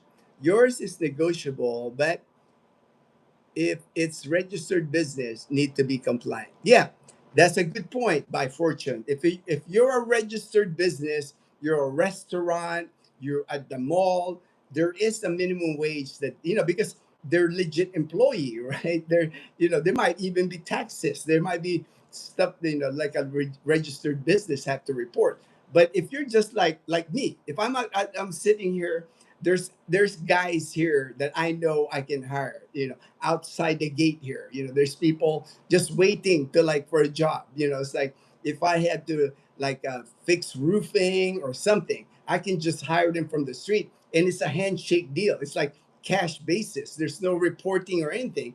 It's really negotiable price. Whatever price you can, whatever fair price that we can come up with for the work. Even like if something breaks in the house, like one time our sink was clogged up. So I was like, and I'm not experienced at plumbing, so the guy, like, I asked, hey, and our sink is clogged up, so he recommended we can just route your sink to like a new pipe to like go directly to like the canal, like the sewer system. And I said, all right, how, and then we just, how much are the material? I told him I'll pay for all the material, and I'll pay for the labor. So he dug it, and he dug it outside. He did the new pipe. Less than 4 hours he took care of it, and then I just paid him. Well, he was happy with the amount I paid him, so we just kind of agreed on the price. And there's no reporting of like the wage for the day. A lot of workers here in the province, these guys, a lot of times don't have bank accounts, don't never report their income to anybody. It's kind of like same thing in the U.S., right? Those if you live in California, Texas, you can just pull in your truck in like the grocery parking lot, and there's like people there waiting to hop on your truck to work for the day, kind of thing. Pay cash, to work for the day. More likely, they're not legal in in the United States. More likely, they're illegal in the United States. Same thing here. Same thing. They're just happy to work. They're just happy to get work for the day. It's like income for them. I fell into a good deal for rent. Needs a lot of work, but still a steal for, yeah. And a lot of people, Colonel, are finding that out. Sometimes that's the best way. Even here at Camellia, a lot of the houses here in Camellia, the owners are not here, are not, they're abroad working. They buy the house and lot. They're not here, so basically they just lock their house. But if you can get on those owners and you tell them, I can fix this, I can pay, fix it up a little bit, make it so you're more comfortable. They can give you a good rate on their home. Sometimes those abandoned looking places, sometimes those are the best ones, because if you tell the owner, okay, I'll fix this, I'll fix this, the owner's like, they're ecstatic. What, you're gonna pay for it? And then you just agree how long you're gonna stay in that apartment. Make sure, if you put in money in that place where you're fixing up, make sure you agree on paper, like, okay, I'm gonna spend, like, let's say you're gonna spend 100,000 pesos, less than 2,000 on the house. All right, you can deduct 5,000 every month on my rent until that 100,000 is paid off. You can do those kind of negotiation here, and for homeowners here, that's a good deal for them, because like you're fixing up their house, and then they're getting money, cash. Cash is king. Cash is king. So use your negotiating skills here in the Philippines. Anything here in the Philippines is negotiable. Anything, as long as you negotiate it, you can draft up an agreement, get it notarized in an attorney's office, and you're good to go. But make sure you put stuff on paper. Don't fix somebody's house here and then all of a sudden he can boot you out. That can happen. That can happen. So make sure you put stuff on paper here. Mutual, Daniel. Hopefully we can get together soon. We canceled our trip to Cebu because the tickets. Oh yeah, very high, right, James? I was looking at that too. How prices are so high right now. Palawan has nice beaches and nature, but it's isolated. Yes. And people always like, I understand, they see the beautiful beaches in Palawan, it is. It's amazing, right? But it's so isolated in Palawan. Hospitals, that's an issue, and that's a big island. Palawan is a big island. They don't have many first-rate hospitals in Palau. Maybe in Puerto Princesa, maybe that one, the main airport landing. But if you go on those remote places in Palawan and you got some illnesses, man, uh, not a good decision. Not a good, as we age, we want to be close to a hospital. You don't want to live where you have access to a good hospital. Don't wait. Don't wait till you're sick and find out, oh, dang, they don't have a hospital here. They can't take care of me here. They got to like put me on a ferry to another island. That's why pricing is low there. But if you build a house, it's expensive because yeah, the materials. The same thing, if you build, anytime you're in an island away from the main city, Boracay Island, Bantayan Island, Palawan, it's a long way. Materials will cost you more.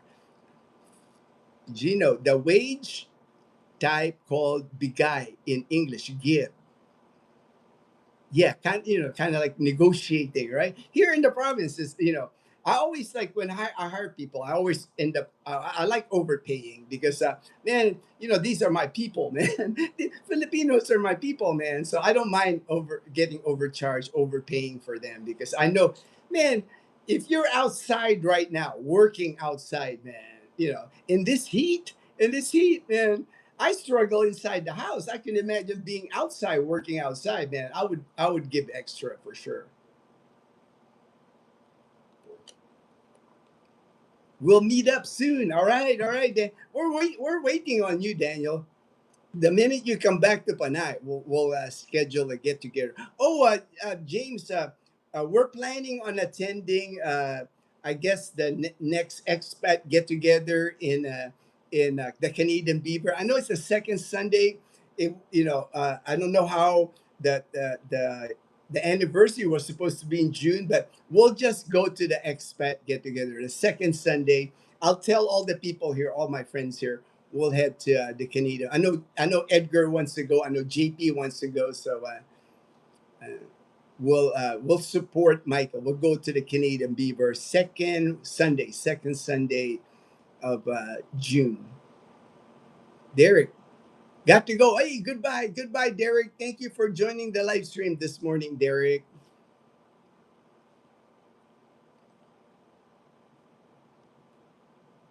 All right, I think I hit my topic already. I talked about that. I can delete that. I talked about Surigao. I can delete the Surigao article. Let me see if I have any more articles for that I saw here that I can discuss. Delete. Jellyfish. It's jellyfish season right now here in the Philippines. A lot more jellyfish showing up at different resorts. This one in Barangay Bilisan, Panglao, Bohol. Touristy. Bohol is like very touristy. A lot of tourists go to Panglao, Bohol, but lots of jellyfish. So this time of the year, they come out. Even like the really dangerous one, the box type jellyfish. that can actually do some have actually been deadly for some. Watch out if you're before you jump in the ocean. Make sure check around, check around the sand. Make sure you're checking for jellyfish. Oh, this story. I wanted to share this. Um, there has been like a crocodile sighting here in Aklan, in Batan. It says here, Batan, Aklan, warning about fishing or swimming. Right here it says, public advisory. This is in Tagalog, so it says, babala, posibleng pagkakita ng buhaya sa barangay Bayang, Batan, Aklan. So basically, they are warning people sighting of a crocodile in Barangay Batan in Aklan. Batan is not far from here, from my house, especially for James's house. Batan is uh, like maybe one town or two towns away from Balete, Aklan. So I have never seen a crocodile here in Aklan except in the zoo, except in the zoo. But uh, I guess they do exist in the wild. They do exist in the wild here in Aklan. So, Batan area, warning regarding crocodile. It's not like the same in Florida where you see a lot of crocodiles just walking. I know Daniel; he's always posting on his Facebook crocodiles just in people's garage, hanging out by the golf course. Here, rare sighting of crocodile here, but I guess they exist. They exist, and I remember one time when in Boracay, I actually had a crocodile sisig. One of the restaurants in Boracay, Boom Boom Bar at the time, back in the day, they served crocodile sisig. So I do know they exist. I don't know where they source their crocodile, but I have eaten crocodile sisig before. Uh, just a follow up on that Binondo fire. Binondo, the Parola area, the La Lighthouse area. It's right there by where cargo comes into Manila by the port. You see a lot of big containers, those shipping containers in the port. Just a follow up on the Binondo fire. It affected over 2,000 families, lost their homes. Over 7,000 individuals. Right now, they're staying at shelters. The Parola compound, Binondo, Manila. A big fire. One of the this one probably the biggest fire this year in the Philippines, in Metro Manila. There was one in Parañaque. I know it affected about 500 families. This one, 2,000 families got burned out of their house because the problem in those areas, that area Binondo, it's really like the slum areas in Metro Manila. Houses are like right up against each other, light material, a lot of wood, a lot of patched up homes, so when one catches fire, it spreads fast. And with the wind, over 7,000 people are in shelters right now because of that fire. All right, let's see here. This one, I wanted to mention this because I've had people ask me about this, about Paluto. Paluto in Boracay. I've had people ask me about this. Be careful with the Paluto in Boracay. Paluto is like where people in Boracay, they will display like in uh, lobster, prawns, seafood on ice. They'll display it, and then anywhere. When you're walking around Boracay Island, they will display it everywhere, and they will there are even people on the beach like hounding you. It's like paluto sir. You can't walk on front beach without somebody confronting you, because they've been known to like overprice. They've been known to like overcharge people. My recommendation, I just came from Boracay a week ago, and the new Di Talipapa. Di Talipapa a few years ago burned. It's like shops, public market, and then the Paluto area. It burned down a few years ago. It just opened. that would be the safest place in Boracay to eat paluto, because I checked it out. I walked in the market, I video it. Video's coming out soon. I'm editing the video. You can buy your fresh seafood right there by the market. Right across it, several restaurants there. Those restaurants I would recommend because uh, they're not gonna gouge you with the price. A lot of times those paluto, like on the beach, if you're walking on White Beach, you'll see them on display on White Beach, their seafood, and then you go, okay, I'll eat. You're not eating right there at front beach. They'll walk you in the alleys, and you'll end up like inside with no view of the beach anyway. So, and then they've been known to like they're gonna be vague with like the pricing. They're not gonna be how much it is, and then a lot of times be careful with them because the weight, like that when they're weighing your seafood, sometimes the scale is not accurate.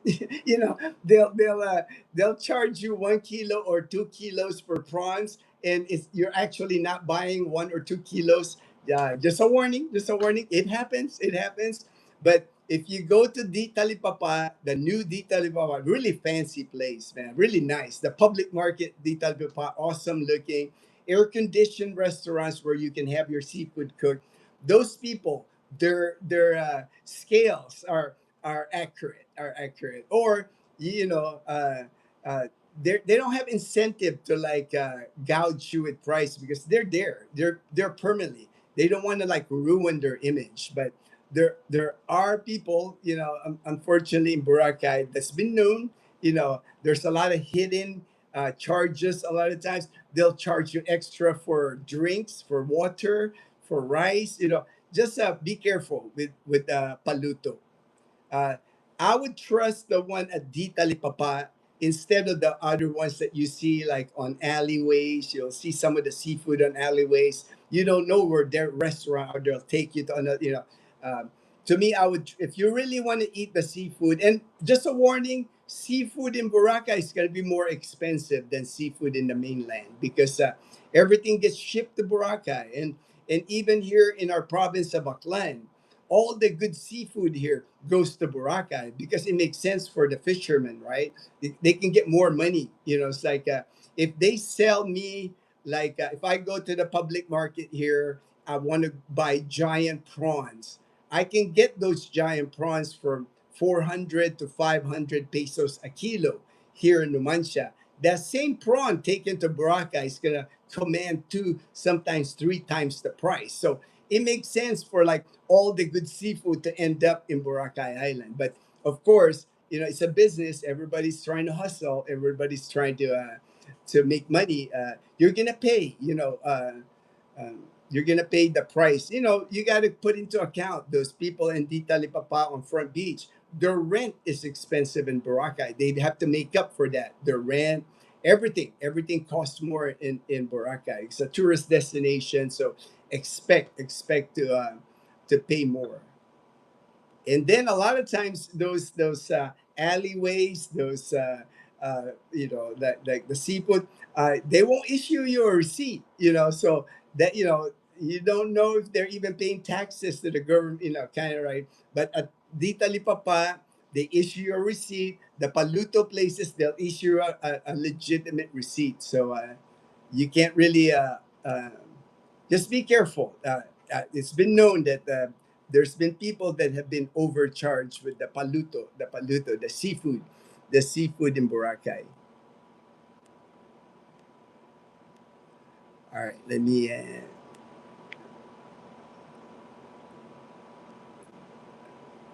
All right, there you go. Understand? We'll meet up soon. All right, meet up soon. Go. Second Sunday, June 14th. All right, thank you. Thank you for that, Fortune. So, June 14th, I'll just put out that information to all my friends. Plan on, Dazzle and I will be there. We'll be at the Canadian Beaver. So, if you can make it, make it. If not, not a big deal. Everybody's busy. Everybody's, it's the start of school already, June 8th. So, that could be an issue for some. But but we will head there. We're gonna stay overnight because when we go to Roa City, we always stay overnight because the Canadian it gets later. I don't like driving at nighttime. That's one of the things I don't do here in the Philippines is drive at nighttime if I can avoid it. There's been instances where I can't avoid it, but I try not to drive here at nighttime. Castaway Drift, good morning, my brother from another. There he is, the Duke of Duma, Michael S. I watched a little bit of your live stream, the walking live stream yesterday. I made a comment, but you got so many comments. I know, man. It's not a big deal. Not a big deal. Don't. I'm not worried about it. I just hit my like. That way you get the like, and then I like watching it. You're doing good, my brother. You're doing good. Duke Duma, Che. Yeah, I know Che was here earlier. Che was here earlier. Merle, they always ask me, Sir Paluto. Yeah, I know, right? See, Merle is experiences that. If Merle walks on Front Beach, uh, like in White Beach, he's gonna be asked that Paluto at least 5, 6 times on one trip, right? They're showing you their placard. Paluto, sir, Paluto, hungry, sir, Paluto. They're always gonna. I always just say I already eaten, or no, no, no, thank you. I always just say that. I always tell them libre ba? Yeah, libre. Libre means free. Is it free? They just laugh. They just laugh. Right, Merle. It's never bothered me because to me, the people in Boracay, they're just hustling like anybody else. They're trying to make a living. They're trying to support their family. I can't be mad at that. I can't be mad at that. But I do know that some of the Paludo are kind of shady. Even in Boracay, there's in this world, there's just, some people try to manipulate, right? Or try to be shady. Like even I said, even like I'm sure it happens at anywhere, even in the public market here. Because, like for me and Dazzle, we go to the public market so much that if we order a kilo of shrimp, if I order a kilo of chicken, a kilo of beef, I kind of like know how it's supposed to weigh, because I do it all the time, right? So when I order a kilo and I lift the bag and like, this is kind of light, I kind of tell. I can kind of tell, if you didn't give me the right amount of shrimp because I shop all the time and you buy here in the Philippines, everything is per kilo here. Fruit, produce, anything you buy per kilo. So I pretty much just by holding something, I know, oh, this is a kilo or this is 2 kilos. I can tell. I can tell. So uh, there's been Paluto people in Boracay. I know that they kind of, maybe they don't calibrate calibrate their scale properly. It's been known. It's been known to happen. So like I said, just go to the legitimate Paluto areas in Boracay. The one at Dita Lipapa, the one Merle and I remember Merle. We walked around Paluto. That's the place to eat Paluto in Boracay. You won't get ripped off there. DJ, hello, hello again. Wyoming, all right. Wyoming Cowboys. Merle, high fortune Vaughn. That's cool, Merle. You are becoming. Yeah, I told Merle he's gonna be a Filipino. He's Filipino anyway, but he's gonna be a local. He's gonna be a Boracaynon here pretty soon. Good morning, Master Fortune from Castaway. Drip from Michael S. We are in the same time zone. Go to John and Elpas and you will, yeah, we're going there today. JP, we're meeting up with JP at 11:30. We're going to eat lunch with JP Calibo. He must be busy today with his walk because JP likes to walk. So we'll see him though. We'll see him though at lunchtime today. Skating geezer. My brother in Ormoc City. It's been a while. I know it's been a while. I know you went to Germany. I know you had time in Germany, and I'm sure you're busy. You're busy when you got back. For in Ormoc, the city tested all market scales, took those not accurate, crushed them. Oh, nice. See, nice that they do that. I don't think that I've not seen that happen here. I've not seen that happen here in Aklan province or in Boracay. I have not. But right? You skating geezer, you know that they do that. That like the scale itself, inaccurate. Like I said, for me, they can't fool me because like I shop so much. We go to the public market. at least 3 4 times a week. And then we have suke. My suke. The vet. You're a suke when you go to the public market, and I go to the same vendor every time for my bananas, for my mangoes, for our seafood, our produce. We have certain stalls that the minute they see us, oh sir, I'm holding the best for you. They kind of play that, but I know they're never gonna rip me off because they don't want to lose my business. I've been here living 10 years. It's like it doesn't make sense for them. A lot of times I'll even get extra, like the ates that sell me my mangoes. They'll go, okay, 1 kilo, sir. Here's 1 kilo. I give you extra. They'll give me an extra mango just because they want to keep my business. But when you go to Boracay, a lot of times you're just a tourist. A lot of times tourists don't pay attention to that stuff, right?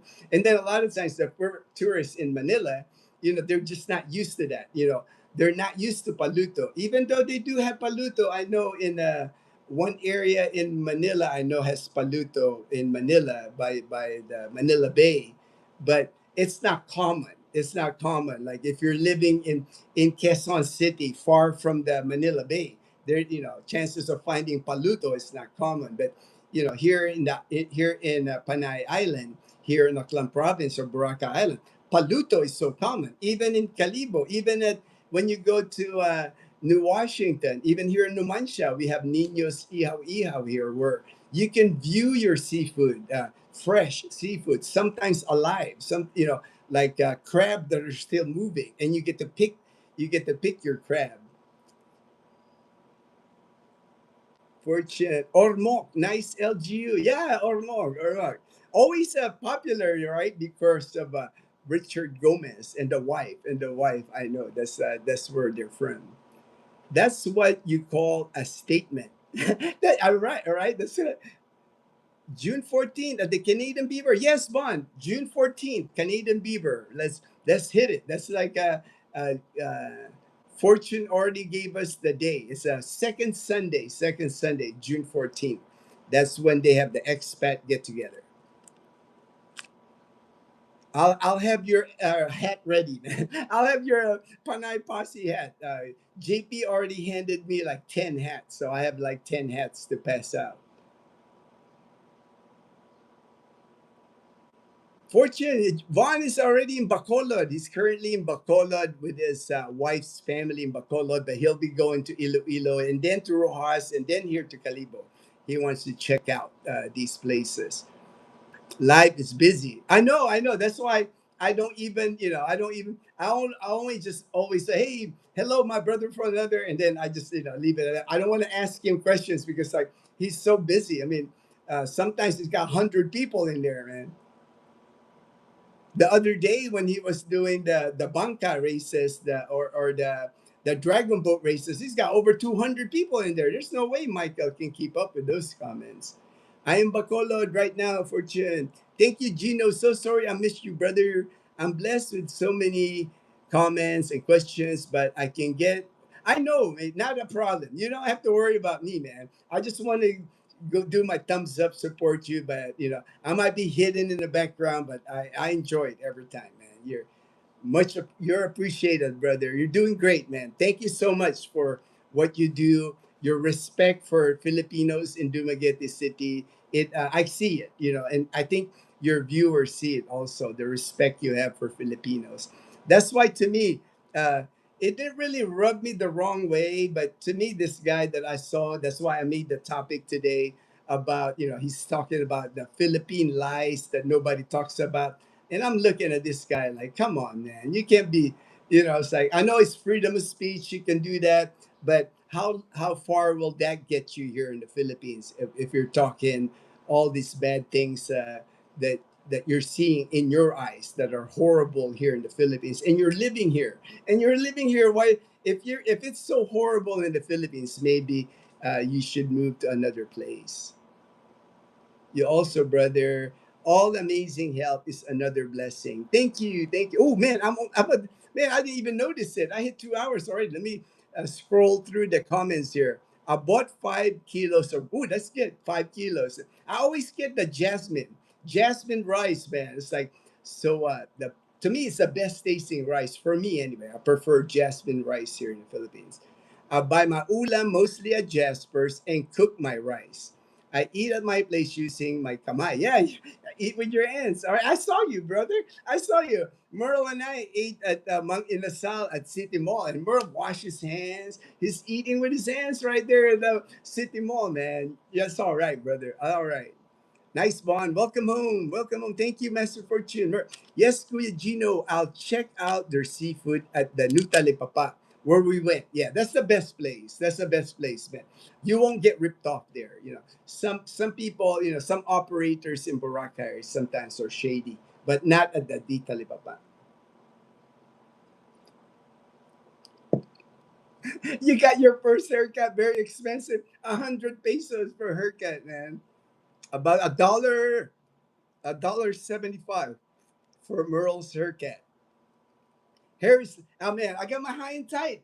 I got my haircut yesterday. I even sent a picture to Merle, man. So maybe that encouraged Merle to get a haircut because I got my high and tight with my barber Jason. Jason at Gems, second floor of Gaisano Capital in Calibo. Jason, great barber, man. If you're looking for a barber in Calibo, man, Jason's the guy.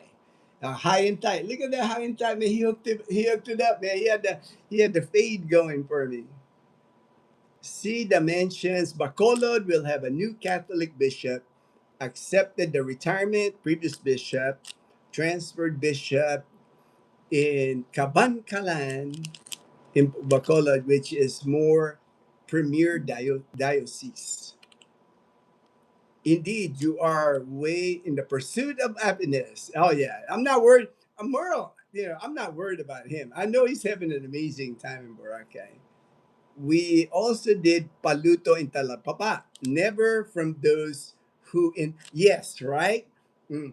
Fortune, this is what Fortune say. There's many people that will intercept you. Like when you're walking on the beach, they're showing you their card. They're like, sir, I'll take you. And they'll take you in the alley and you don't know where the restaurant is. But at the Talipapa area, it's a lot better now too, man. The videos coming out, Fortune, you're gonna be amazed, man. It looks very modern now, so clean.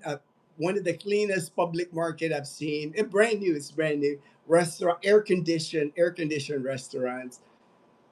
Definitely an improvement from the old Deep Talipapa. Thank you, Merle. Thank you.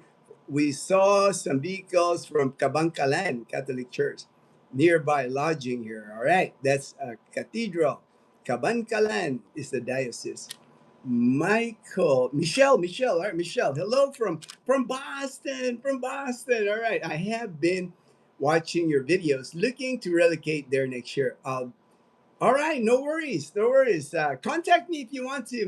My contact information on all our videos. If you look at the description box, my email, my WhatsApp, my Messenger, I always answer. I always answer. I'm pretty good at like answering people. I always check. First thing I always do in the morning: check my email, check my Messenger, check my WhatsApp. I make it a point that I answer people. If you wrote me something it's that important, I always make a point to answer. Comments, I always answer all comments, negative, positive. I don't care. I always answer it. One, try to visit Silay. They have many nice mansions, church, pro cathedral. Thanks, Fortune, for them. The 14th of June is a hard time we can make happen. See you then, Gino. Panay policy. All right, no worries, man. That's what I said, man. Like at least we got a date. We got a date. I'll let everybody know. If they can make it, make it. If not, not a big deal. Not a big deal. I know everybody's got their own thing. That even here, even with the Panay posse here, I don't. I check on people. Like Mel, JP, Edgar. I always check on them, but people are doing their own thing. I know Edgar the other day he went to like ridge view, like a view in the mountains. People do their own thing, and that's for me. That's great that they're doing that. They're out and about enjoying Panay Island. Yes, Gino. Unfortunately, we have the minority never happy, always complaining, spreading top. I know, and it's bad because I know that's what sells a lot of times on YouTube, the negative vibe, and then even on the comments. So to me, it's like I stay away from those channels. But this one just kind of caught my eye. It was on my feeds, and I was like, What is this guy?" He already looked angry even in the beginning of the. He's cussing all the way through the video. I'm like, dude, who are you trying to attract with this thing, with this foul language and all that? To me, it's like, not my thing, not my thing. Some people are just never happy. I just, yep, roll past it, go, hey, Reverend, long time no see, Reverend, long time. Here, little brother, I know it's been a long time. I'm doing great, doing great. I know you're busy. I know you're busy with your online, your software business. I know. Great, great to hear. Thank you for stopping by. Creating forums, YouTubers in the Philippines. If you're all right, all right. I tried to join like groups and all that, but now, Reverend, I'm just so busy now. Man, I almost can't handle the amount of people I'm communicating with. There's just so many now. It takes up a part of my day, which I don't mind because I know it's important. People ask me about medical, TRICARE, visa. It's like I know it's part of the deal with YouTube. I try not to commit anymore to additional stuff because if I get more stuff to that I have to do, man, I might not be able to help as many people as I can. Because last year when we were there, didn't miss. Yeah, brand new May 1st. They had a soft opening. Fortune that Dita Lipapaso opening. Not all the places are opening yet, but I videoed what is open. But June 1st is the grand opening. I think the mayor's even coming out for the opening. But they had a soft opening May 1st. Really nice. And what's smart, what they did that I really like, Fortune, they elevated the whole thing.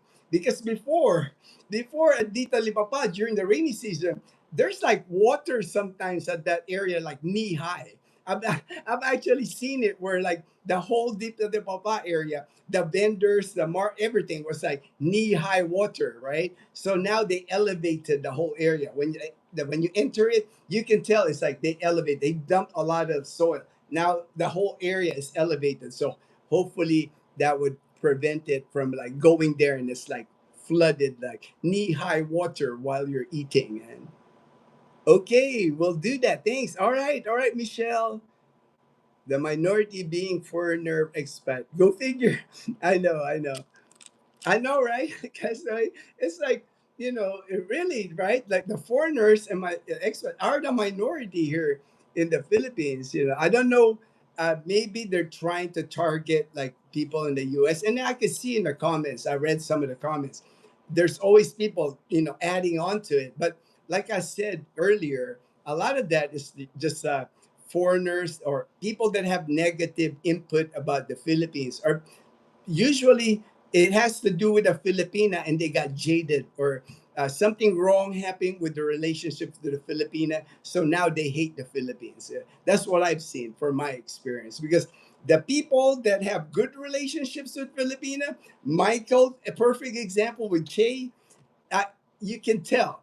You can't remove the smile on his face that he met Che here in the Philippines, and it's the same with all of us here. That when you meet the right Filipina here, man, it's an amazing life. But when you meet the wrong Filipina, it's pure misery here.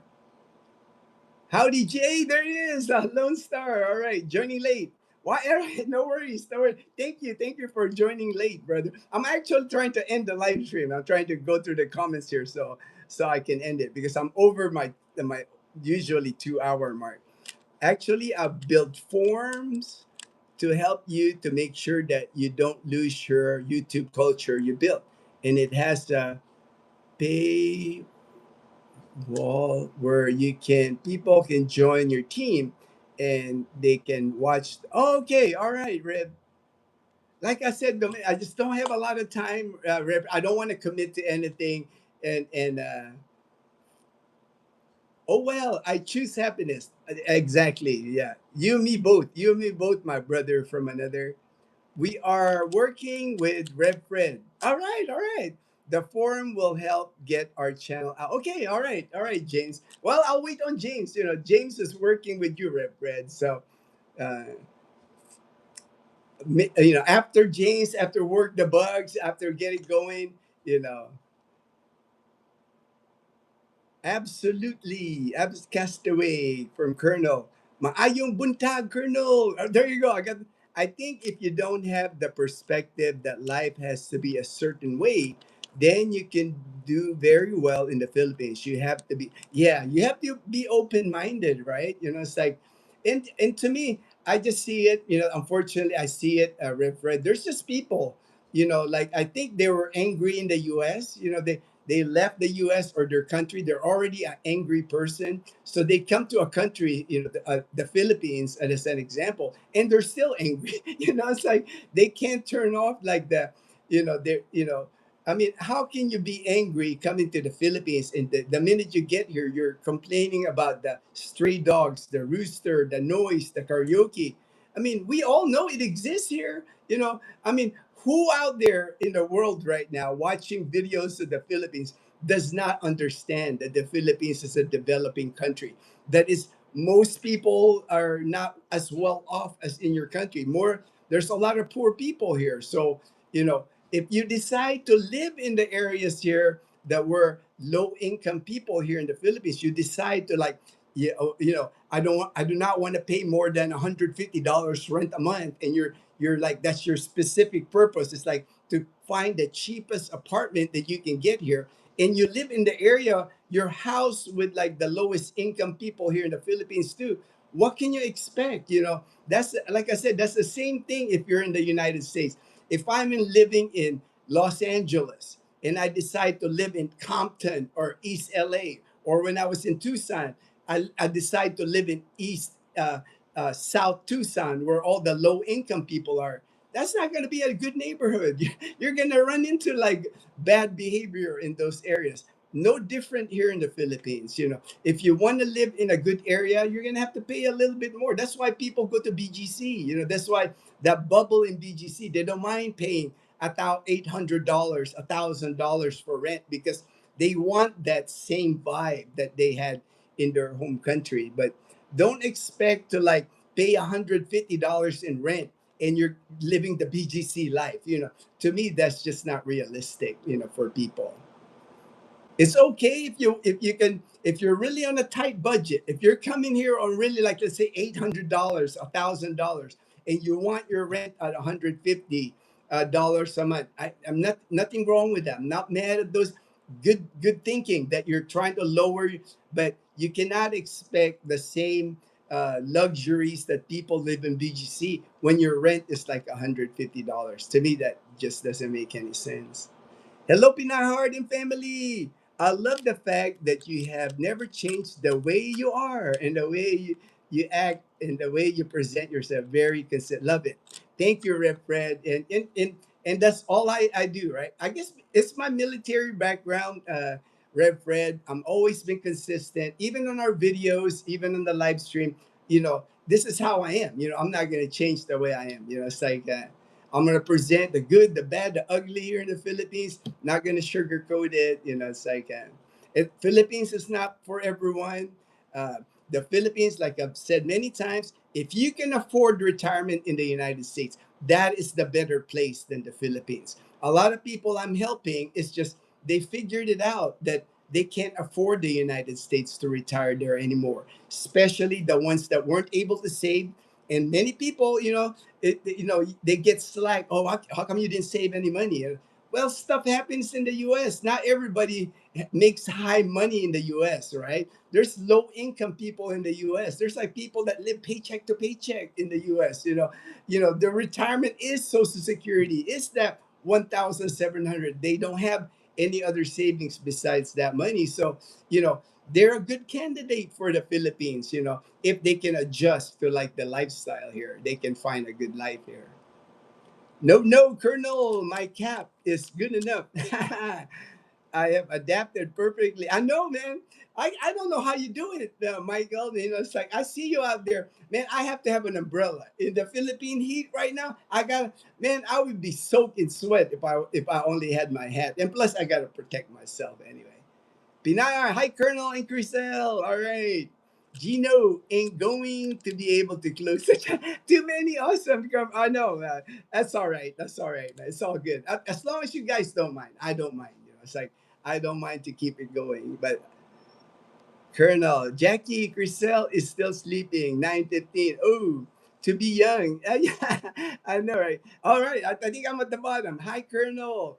I'm Canadian, and I think I'm gonna have an okay retirement in Canada, but I still want to be in the Philippines. I want to live a yes, right? You know, it's like to me, like I said, you know, if you can afford retirement in your home country, to me that's still the best country for you, right? Because that's your country, that's what you're used to. There's a lot of things if you move to another country, especially a developing country like the Philippines. There's just so much to like adjust to, you know, so many things that will might frustrate you when you're here. But for us, that made it, a lot of us, I think for me, when I moved here, it was a one-way ticket. I knew I was going to make it work, you know, and now I don't even notice it. You know, when I first got here, I would say 2011, 20, there's a lot of things that was saying, the things that kind of make you go, it's like, how come it takes long for people to use the ATM, right? You stand in the ATM line and there's a person there.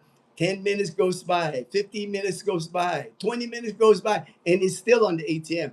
But now I understand some of the reason that happens. But to me, now I know that, now it's not, I don't even worry about it. I stand in line. I might be like the fourth, fifth person on the ATM. I just on my phone. I'm like answering people's messages. I'm on my email, reading my email, or if I'm standing there, I think of a topic about a future topic on YouTube. I'm like making notes. I keep myself busy. Everything, the things that I used to notice, even the driving when I first got here, when I first got my car in 2014, of course I'm going to notice, dang, these people are like, it's treacherous to drive in the Philippines.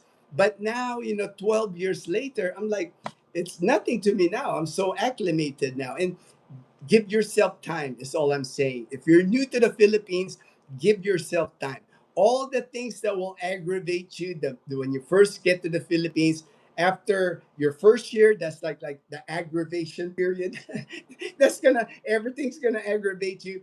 But look at yourself 5 years later compared to your first year. Trust me, you're gonna just smile. You're just gonna laugh because, and then the longer you stay here in the Philippines, the longer you're going to adapt. You're going to be you're becoming Filipino basically, and nothing will bother you anymore.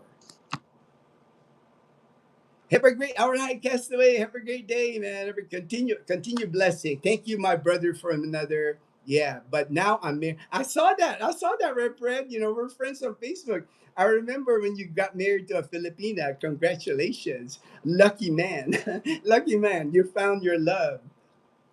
God bless everyone. Have a great day. All right, have a great day. You too, Brother Vaughn. Philippines means patience, which means no stress, in my opinion. LOL. Yes, yes.